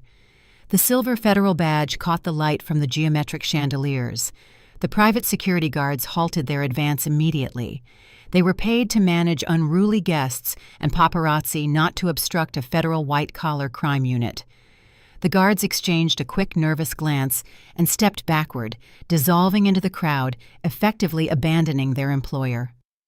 Julian watched his physical defenses evaporate in a matter of seconds. My father refused to accept the shift in power. Richard Sterling had spent 40 years commanding courtrooms and boardrooms through sheer intimidation. He believed volume and authority could overwrite reality. He gripped his silver-handled cane and marched toward the center of the stage, placing himself between Julian and the approaching federal agents. His face flushed a deep, mottled red. He leaned heavily into the standing microphone, letting his booming voice echo across the silent lobby. He demanded to know what kind of crazy stunt I was pulling. He ordered me to leave the premises immediately, attempting to frame my arrival as the hysterical outburst of a jealous, unstable sister. He tried to project the image of a long-suffering patriarch managing a family embarrassment. I did not acknowledge his command. I did not look at his face. Engaging with a narcissist on a public stage only feeds their illusion of control and validates their narrative. I maintained my clinical focus, bypassing the velvet ropes and stopping directly in front of the primary reception desk positioned just below the stage. The polished marble surface was clear of clutter, offering the perfect platform for a legal execution. I set my leather briefcase down. I unfastened the brass locks. The sharp click resonated through the quiet room. I extracted the heavy legal dossier I had prepared. The top page bore the unmistakable vibrant red stamp of the commercial court. It was the official notice of foreclosure. I lifted the thick stack of paper and dropped it onto the marble desk. The heavy thud cut through the ambient whispers of the crowd. I projected my voice, ensuring the acoustics carried my words over the heads of the guests and directly into the microphones set up by the press pool. I stated that based on the authority of the sole mezzanine debt holder, authorized by Vivian Sterling, I officially declared the total executive takeover of the property due to severe breaches of financial covenants and multiple payment defaults. The guests murmured, struggling to process the legal terminology intersecting with a high society celebration. I clarified the situation for the investors in the room. I announced that the limited liability company controlling the building, the land, and the operational accounts no longer belonged to Julian. The mandatory cure period had expired. The ownership transferred into my name at precisely 10 o'clock this morning. I looked directly at my brother for the first time since entering the building. I informed him he was no longer a developer. He was a trespasser on my property. Julian stood frozen behind the podium. His mouth opened, but his throat failed to produce a sound. He looked toward Marcus Vance, desperate for the primary lender to intervene and protect the construction project. Julian assumed the bank would rather deal with a familiar developer than a forensic accountant initiating a hostile takeover. Marcus Vance stepped forward, but he did not offer salvation. The banking executive bypassed Julian entirely. He approached the standing microphone. Richard tried to block his path, raising his cane to block the executive, but Vance ignored the old man, brushing past him with cold disregard. Vance adjusted the microphone, speaking directly to the crowd and the assembled journalists. The bank director announced that Standard Chartered had officially severed all financial ties with Sterling Genesis. He stated that corporate compliance officers had frozen every operational account escrow fund and line of credit associated with the development firm. His tone remained flat and bureaucratic, delivering the lethal blow with corporate precision. He cited credible allegations of federal wire fraud, forged loan applications, and the systematic misappropriation of investor capital. The reality of the financial execution hit Julian with physical force. The blood drained from his face, leaving his skin a sickly pale gray. His carefully crafted persona dissolved, leaving behind nothing but a terrified man facing the consequences of his own arrogance. His hands trembled uncontrollably. The muscles in his fingers lost their tension. The oversized gold ceremonial scissors slipped from his grip. The heavy metal tool plummeted downward, striking the marble floor with a sharp, echoing clatter. The sound of the falling scissors acted as a starting gun for the media personnel gathered near the stage. The press pool erupted into a frenzy of activity. Dozens of camera flashes ignited simultaneously, creating a blinding strobe effect across the mahogany stage. The journalists recognized they were witnessing the real-time destruction of a Chicago real estate dynasty. They angled their lenses to capture every detail of Julian standing powerless and humiliated. They photographed the red-stamped foreclosure notice resting on the marble desk. They documented my father gripping the podium, his expression twisted in shock and fury. The wealthy guests scrambled backward, pushing toward the outer edges of the lobby. They sought to put as much physical distance between themselves and the Sterling family as possible. In the high society ecosystem, proximity to a federal indictment is a fatal contagion. Investors who had shaken Julian's hand just minutes earlier now averted their eyes, pretending they barely knew him. Politicians who had accepted his campaign contributions quietly signaled their aides to find the nearest exit. The polished facade of the grand opening disintegrated into pure chaos. Julian looked around the sprawling sunlit lobby, his eyes darting toward the side corridors, frantically searching for an escape route. The option of flight was a mere illusion. The federal agents had already moved into tactical positions, securing the perimeter and blocking the primary exits. The stage was set for the final, inescapable collapse. Julian was about to learn that federal authorities do not accept apologies negotiations or forged signatures. The trap had sprung shut, and the consequences were waiting to collect their debt. The continuous strobe of camera flashes transformed the lobby into a chaotic, fragmented theater. The sudden collapse of his empire triggered a visceral, desperate reaction within Julian. The polished developer facade shattered, revealing the panicked animal trapped beneath. He lunged from the mahogany stage, his eyes fixed on me with raw, unbridled fury. He moved to bridge the distance between us, likely intending to grab the foreclosure documents or physically force me out of the building. He managed 2 steps before the federal tactical training neutralized his momentum. Special Agent Davis and his partner intercepted Julian simultaneously. They did not shout warnings. They executed a swift, calculated takedown. Davis grabbed Julian's left shoulder and applied a joint lock that forced the developer to his knees on the marble floor. The second agent secured Julian's right arm, pinning it cleanly behind his back. The bespoke charcoal suit pulled tight across his shoulders, the fabric tearing slightly at the seam as he struggled against the iron grip. The cold metallic click of handcuffs snapping shut echoed sharply above the agitated murmurs of the crowd. The sound finalized the destruction of the Golden Sun. Julian Sterling, the pride of the family, the visionary builder who graced the covers of local business magazines, knelt humiliated under the crystal chandeliers he had purchased with stolen money. The sight of Julian restrained by federal authorities broke whatever composure my mother retained. Evelyn pushed past the stunned investors standing near the VIP section. The careful high society elegance she maintained for decades vanished. Her designer dress wrinkled as she stumbled forward. She did not run to her son, she ran directly to me. Evelyn grabbed my forearm, her fingers digging painfully into the sleeve of my gray suit. Her voice rose into a shrill, hysterical plea. She ordered me to tell the agents to stop. She demanded I explain to the banking executives that this was all a terrible misunderstanding over an internal family loan. She sobbed, calling Julian my brother, invoking the blood tie, as if it possessed magical properties capable of halting a federal indictment. I looked down at her hands clutching my arm. I did not raise my voice to match her hysteria. I simply uncurled her fingers from my fabric, peeling her grip away with deliberate, mechanical force. I stepped back, severing the physical contact. I looked at her flushed, tear-stained face. My expression offered no comfort, no empathy, and zero possibility of negotiation. I informed her there was no misunderstanding. I stated clearly that Julian had traced my name onto a legal waiver to steal $15 million from a protected trust fund. I let the words land, watching her flinch. Then I delivered the subsequent truth that I knew would dismantle any remaining hope of a legal defense.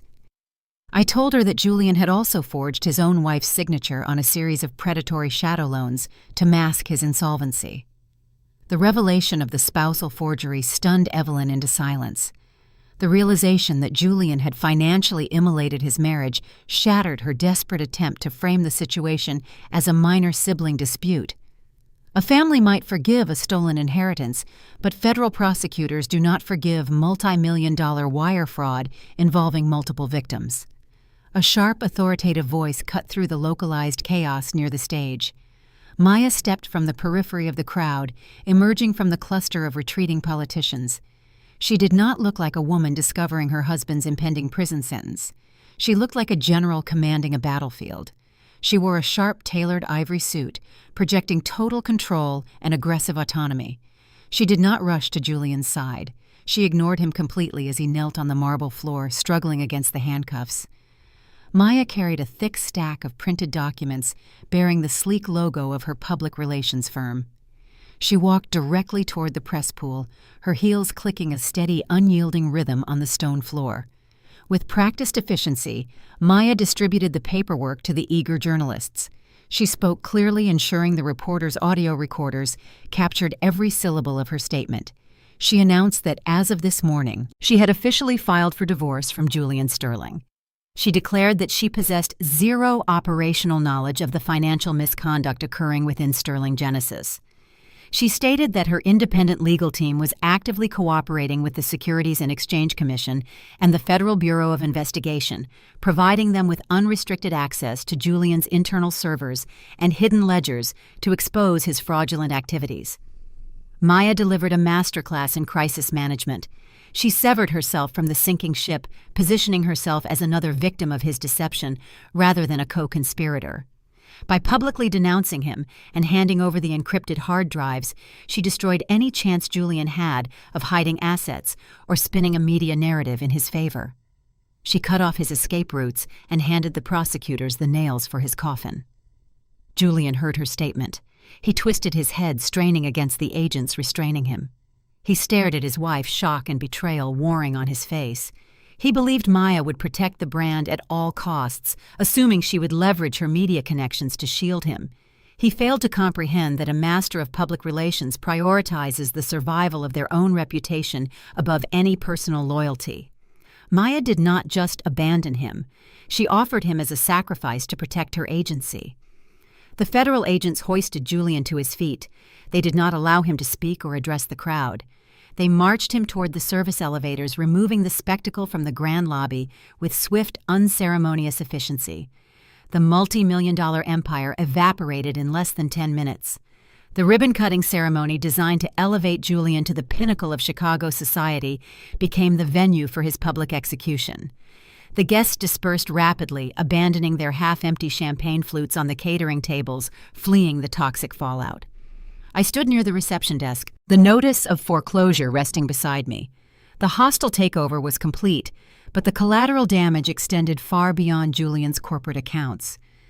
My father still stood near the stage, witnessing the eradication of his legacy, and I held the final document that would erase his personal wealth.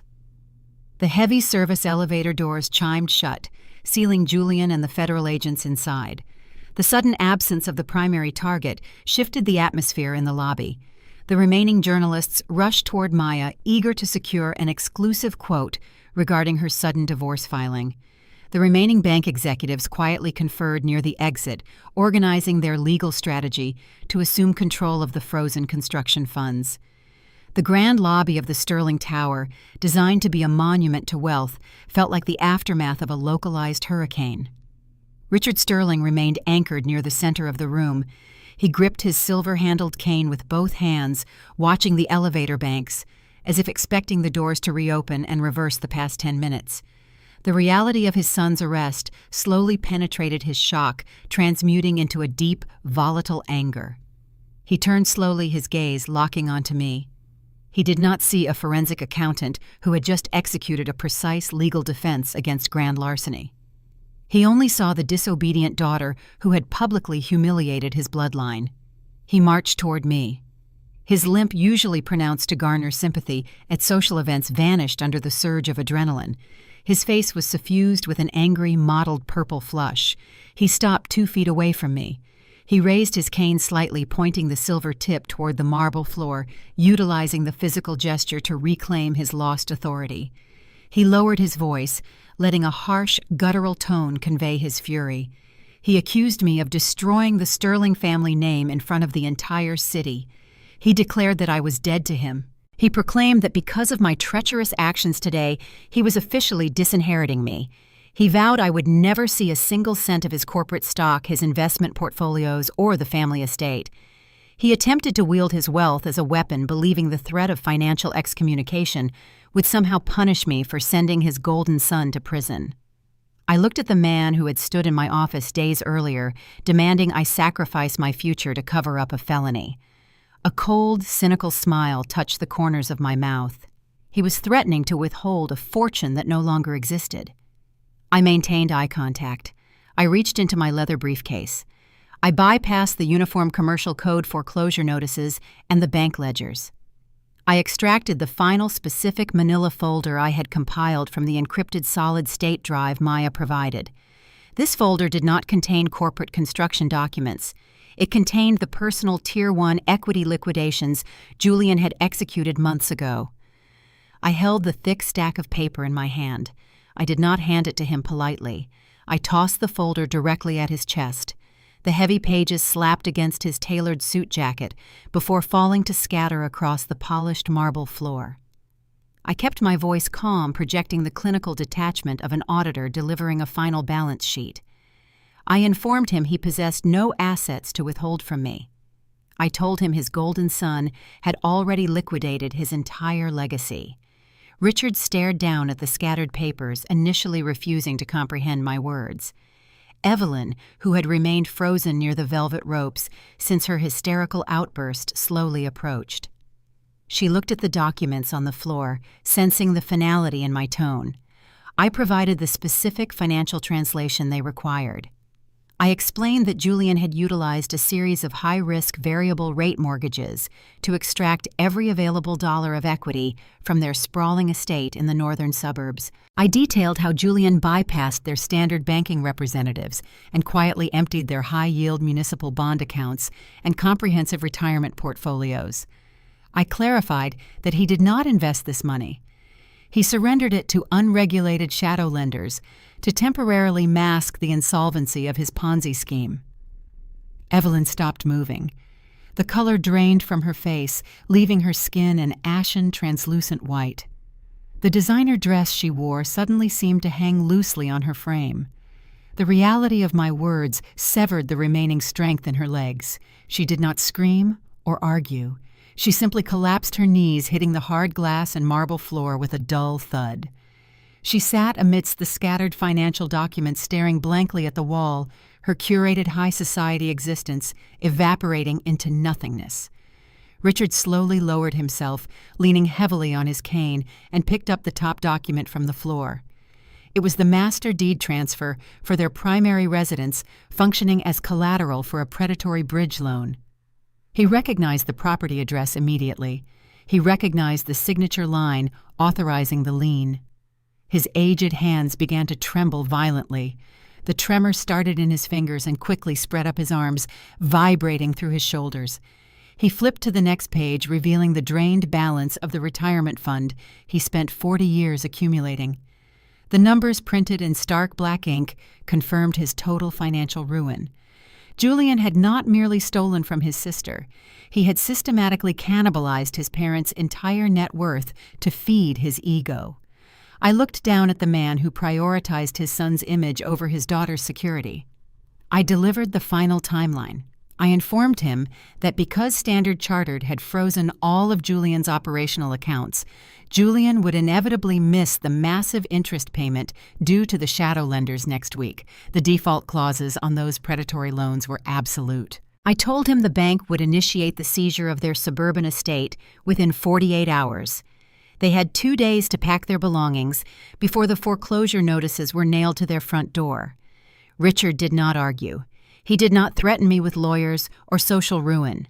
The patriarchal authority he wielded for decades crumbled into dust, leaving behind a broken, destitute old man holding the receipts of his son's betrayal.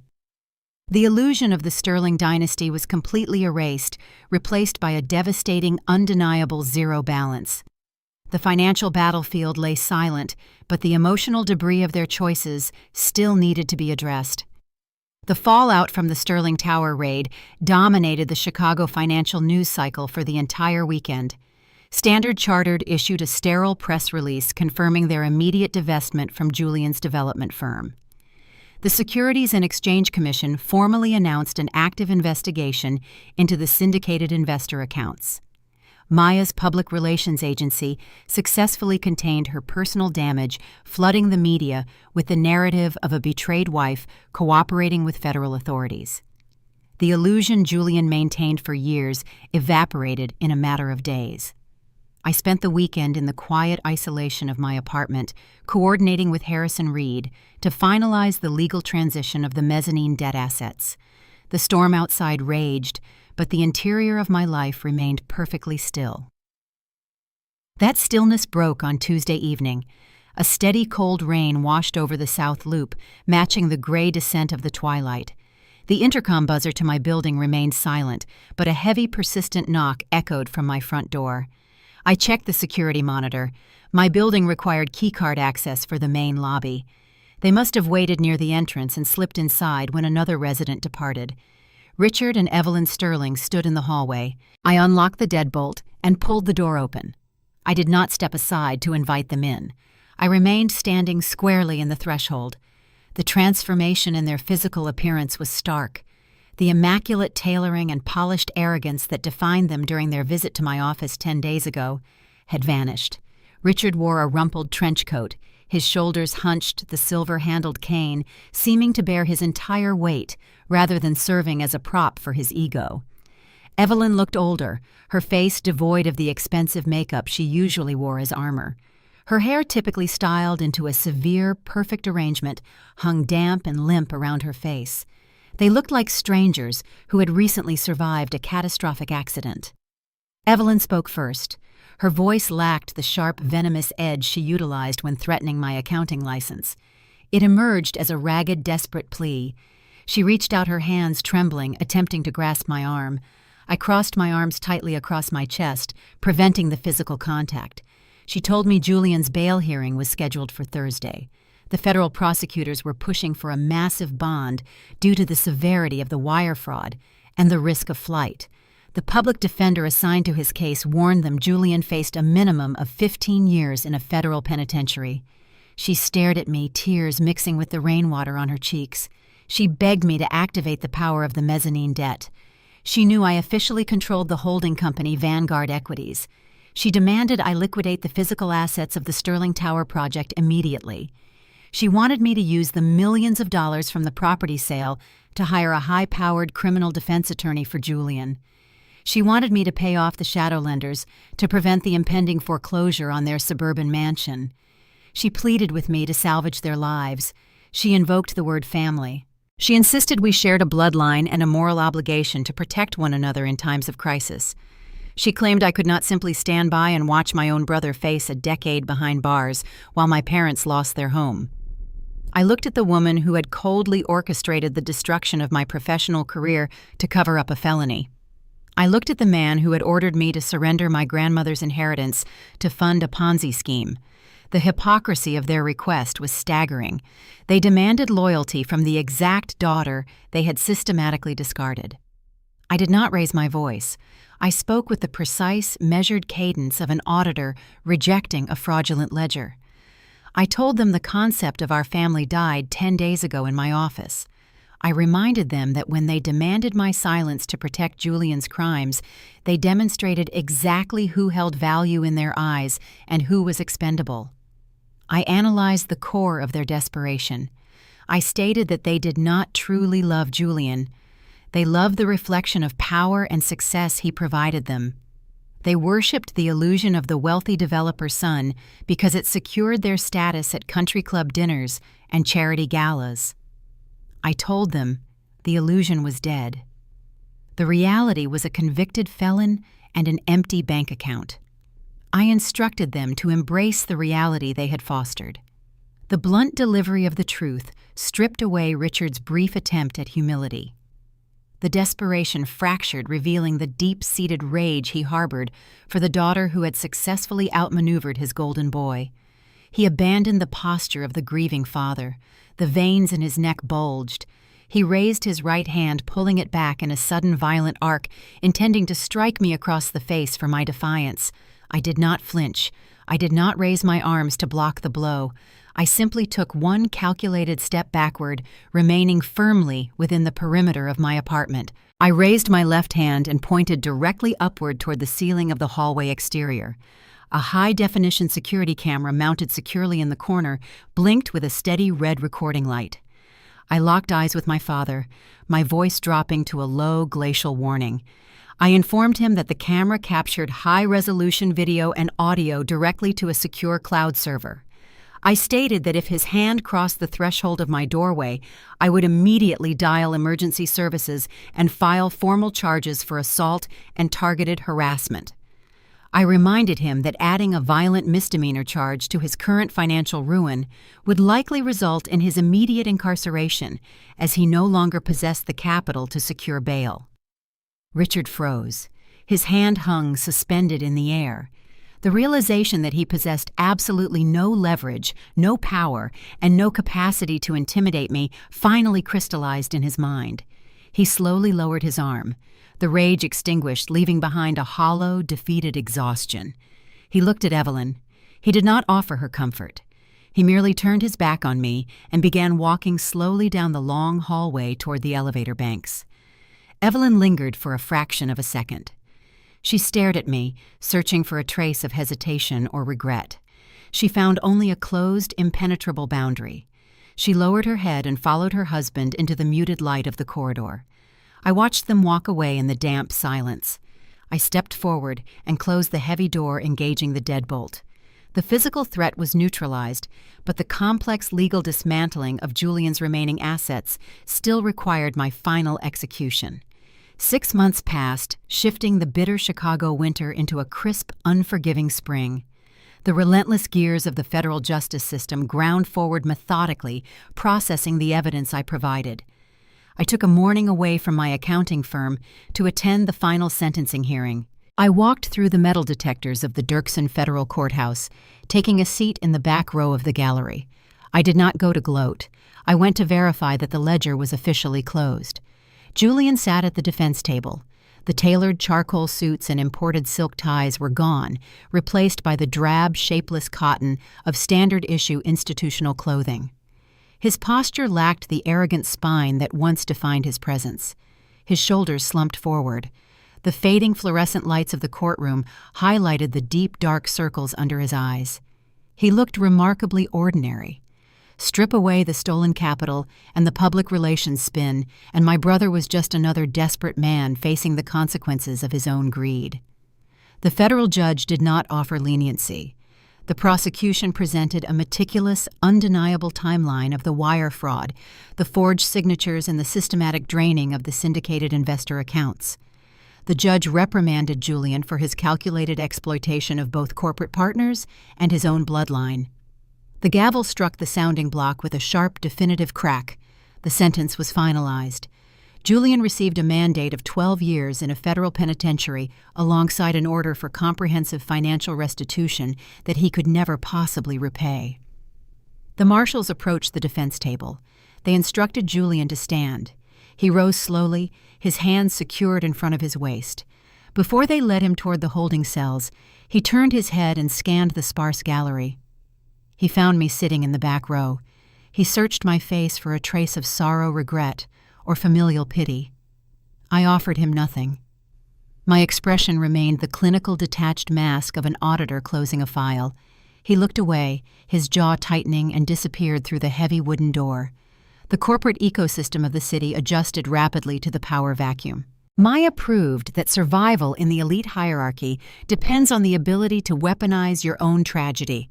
She did not retreat into obscurity. She dissolved her previous public relations firm and immediately launched a boutique consultancy specializing in corporate crisis management. Her primary marketing tool was her own highly publicized divorce. She used the destruction of Sterling Genesis as a practical case study. She demonstrated to prospective clients how she successfully navigated a catastrophic financial scandal, insulated her own assets from federal seizure, and emerged without a single criminal charge. She monetized her trauma with lethal efficiency. Corporate executives facing impending scandals hired her, rapidly eager to purchase the survival tactics she utilized against Julian. Yesterday, an encrypted notification appeared in my inbox. The sender was Maya. She forwarded a link to an exclusive feature in a prominent business journal highlighting her new consultancy. The text in the body of the email was brief. She wrote a single line acknowledging the raw data I provided on that rainy Sunday morning. I replied with an equally concise message, wishing her continued success in her new venture. A silent treaty existed between us. We were two women who recognized the toxicity of the Sterling Empire. We dismantled the glass cage from different sides, utilizing our respective weapons. She wielded media manipulation. I wielded forensic mathematics. We maintained a mutual, cautious respect from a safe distance. We both understood the danger the other possessed, and we chose to leave the battlefield in peace. The reality for my parents unfolded with far less grace. The shadow lenders did not hesitate when Julian defaulted on the predatory bridge loans. They executed the collateral clauses with brutal speed. The sprawling suburban estate, the manicured lawns, and the grand foyer where Richard and Evelyn hosted their high society gatherings went straight to public auction. The bank seized the property to satisfy the outstanding debt. The financial implosion forced my parents into a Chapter 7 bankruptcy filing. The court-appointed liquidators stripped away their remaining assets, selling off the designer furniture, the luxury vehicles, and the curated art collection to appease the secondary creditors. The illusion of their wealth evaporated, exposing the hollow core of their existence. They relocated to a cramped rented apartment in a distant, unfashionable suburb bordering the industrial district. I drove past the area once following a client meeting in a neighboring town. The building was a stark brick structure featuring peeling paint and narrow barred windows. It was a physical manifestation of their new reality, far removed from the pristine enclaves they once ruled. Their social currency plummeted to zero. The Chicago elite operates on strict, unspoken rules of association. A financial scandal acts as a permanent quarantine. The country club revoked their membership due to consecutive unpaid dues. the charity boards erased their names from the donor plaques and removed them from the invitation lists. The political connections Evelyn cultivated for decades stopped answering her phone calls. When they walked down the street, they no longer commanded respect or fear. They carried the heavy, suffocating weight of irrelevance. Every time they looked at the cracked walls of their rented unit, they were forced to remember the price of their blind indulgence. They chose to protect a predator because they preferred the comfort of his financial illusion. They actively tried to sacrifice my career to maintain their social standing. The resulting poverty was not a tragic accident. It was the exact invoice generated by their own cruelty. Society often promotes the concept of unconditional forgiveness as a mandatory step in the healing process. Popular culture suggests that victims must offer absolution to their abusers to achieve peace. I reject that premise. Granting easy forgiveness to individuals who show no genuine remorse merely provides them with permission to repeat their abuse. It validates their behavior and diminishes the severity of their actions. I chose accountability over sentiment. The truth functions as a surgical instrument. It slices through the infected tissue of family loyalty, exposing the rot hidden beneath decades of forced smiles and forged documents. Removing that toxicity is painful, but it is necessary for survival. The blade of truth amputated the diseased appendages of the Sterling family tree, protecting the healthy tissue from further contamination. I did not mourn the loss of my parents or my brother, the people I thought they were never actually existed. I mourned the illusion, processed the grief, and moved forward. The ground was successfully cleared. The structural debris of the past was hauled away, creating the necessary space for a new foundation to rise. The legal transfer of the mezzanine debt was finalized during the criminal proceedings. The corporate shares of Julian's former company now rested entirely in my name. The physical asset, the towering glass and steel structure in the West Loop, required a final disposition. The power to execute that decision sat on my desk, waiting for my signature. The era of the Sterling dynasty was officially closed, leaving a blank canvas for the final transaction. The glass and steel structure dominating the West Loop represented Julian's vanity. I possessed no desire to maintain a monument built upon forged documents and stolen capital. Operating as the sole executive authority of Vanguard Equities, I initiated a quiet, highly restricted auction for the property. I bypassed the local Chicago real estate networks. I instructed Harrison Reed to solicit bids exclusively from international conglomerates.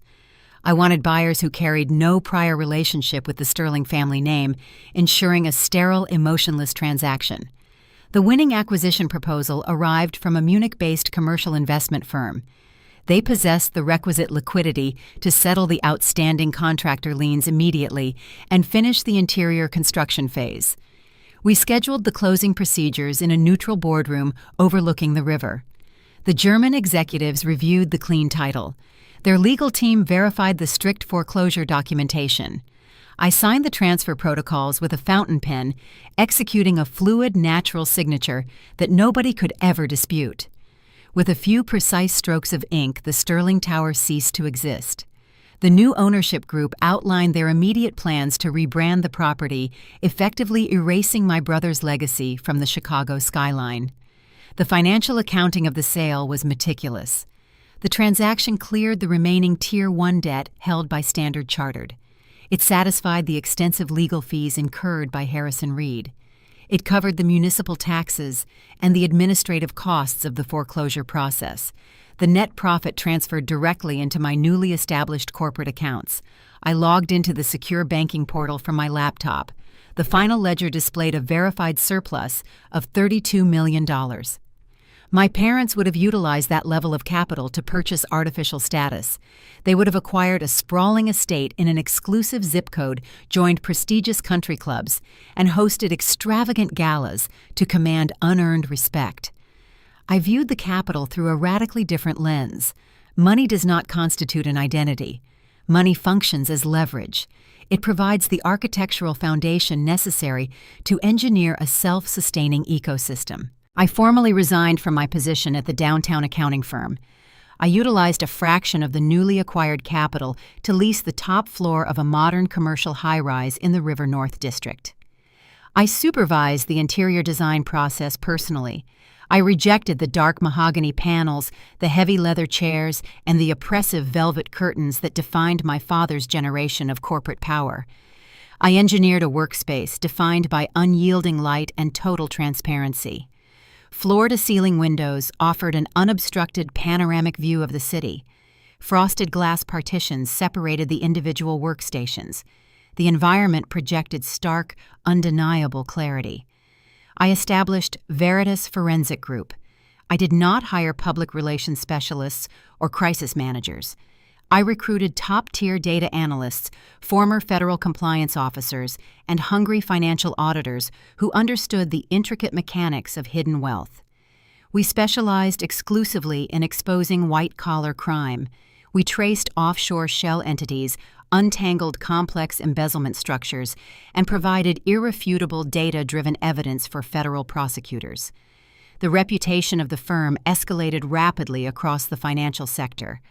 Corporate boards facing internal fraud scandals stopped calling traditional slow-moving law firms.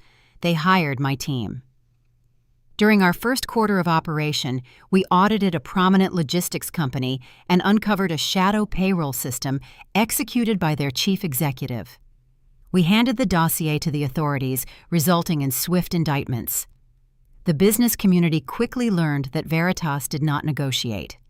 We simply delivered the math. My executive office sits at the far end of the main corridor. The primary desk consists of a single thick slab of polished slate. It remains minimalist and functional. Only one personal item occupies the surface. It is not a family photograph. It is a sleek, silver frame displaying the first page of the original Declaration of Trust Vivian mailed to me. The heavy paper shows a slight crease near the bottom right corner. The raised notary seal remains sharp and distinct. The ink of my grandmother's signature serves as a daily tangible anchor. Vivian recognized that survival in this specific echelon of society required ruthless calculation. She observed the predatory nature of our family dynamics and handed me the precise weapon required to dismantle the threat. I simply learned how to swing the blade with maximum efficiency. I frequently reflect on the trajectory of the past year. The woman who sat silently at Sunday dinners, absorbing the subtle insults and the overt dismissals, no longer exists. My parents conditioned me to accept the role of the invisible background character. They assumed my quiet nature indicated a lack of ambition. They confused introversion with weakness. They failed to recognize that observing from the shadows provides the clearest, most comprehensive view of the entire chessboard. High society operates on a fragile agreement of mutual delusion. Wealthy individuals construct elaborate narratives to mask their deficits. They forge documents, drain escrow accounts, and mortgage their own homes, believing the resulting facade will protect them from reality. They underestimate the fundamental laws of mathematics. A ledger does not lie. A balance sheet does not care about your golf handicap, your designer wardrobe, or your political connections. When the numbers fail to align, the resulting collapse is swift, objective, and merciless. There is a distinct danger in cornering an individual who understands the architecture of finance. If you attempt to steal from a person equipped with a calculator and a spreadsheet, you must prepare for total systematic eradication. We do not engage in shouting matches. We do not hire publicists to spin a favorable narrative in the local press. We trace the routing numbers. We execute the liens. We force the debtor to pay the outstanding balance down to the final agonizing cent. The morning sun filters through the expansive windows of my office, casting sharp geometric shadows across the slate desk. The digital clock on my monitor indicates 8:30. The internal communication system chimes with a soft, unobtrusive tone. My lead data analyst informs me that the executive board of a major pharmaceutical corporation is waiting in conference room A. They suspect their chief financial officer is operating a dual ledger system to siphon research funds and require a discreet, rigorous audit. I pick up my ceramic coffee cup, taking a slow, deliberate sip. The dark roast is bitter and grounding. I straighten the cuffs of my tailored suit jacket. I pick up a fresh lined legal pad and a silver pen. I walk out of my office, moving steadily down the sunlit corridor toward the conference room, ready to dismantle the next illusion. The silence of the hallway allows me to reflect on the wreckage and the reconstruction. Looking back at the smoldering ruins of the Sterling Empire, I realize the most valuable lessons are rarely learned in comfort. They are forged in the crucible of betrayal and crystallized under the pressure of survival. My journey from an overlooked auditor to the architect of my own destiny taught me 3 absolute truths. First, silence is an offensive weapon. When my brother slid that forged document across his desk, my instinct could have been to scream to accuse or to immediately expose his crime. Reacting emotionally surrenders your power to the aggressor. By remaining silent, I allowed Julian's arrogance to blind him to his own vulnerability. The space you create by not reacting provides the exact tactical advantage needed to assemble your evidence and construct a flawless trap. Let them believe they have won. Their overconfidence is the very mechanism that will destroy them. Second, the concept of family must be earned, not inherited. My parents attempted to weaponize our shared bloodline to force my compliance in a federal crime. They demanded loyalty to a syndicate that actively sought to ruin my life. Blood does not excuse abuse, and shared DNA is not a mandate for self-sacrifice. True family is defined by mutual respect and unyielding protection. If the individuals assigned to you by birth choose to treat you as collateral damage, you possess the absolute right to sever the connection without an ounce of guilt. Setting a boundary is not an act of cruelty. It is the ultimate act of self-preservation. Finally, meticulous preparation outmaneuvers sheer power. Julian and Maya commanded vast resources, political influence, and media networks. They believed they could crush a solitary forensic accountant through sheer intimidation. They failed to respect the power of a verified ledger. A carefully documented paper trail will always defeat a well-funded public relations campaign. When you are outmatched in visibility and volume, you must dominate the facts. The truth, when properly cataloged and strategically deployed, is the most lethal force in any conflict. I reach the heavy glass doors of Conference Room A. The executives waiting inside are desperate for clarity, unaware of the precise clinical dissection their corporation is about to undergo. I am no longer a victim waiting for permission to exist. I am the executioner of illusions. If this story resonated with you, if you have ever had to quietly gather your strength while being underestimated by the people closest to you, I want to hear your thoughts in the comments below. Never let anyone dictate your worth or steal your future. Subscribe to Olivia Stories Revenge for more stories of justice, boundaries, and the quiet power of fighting back.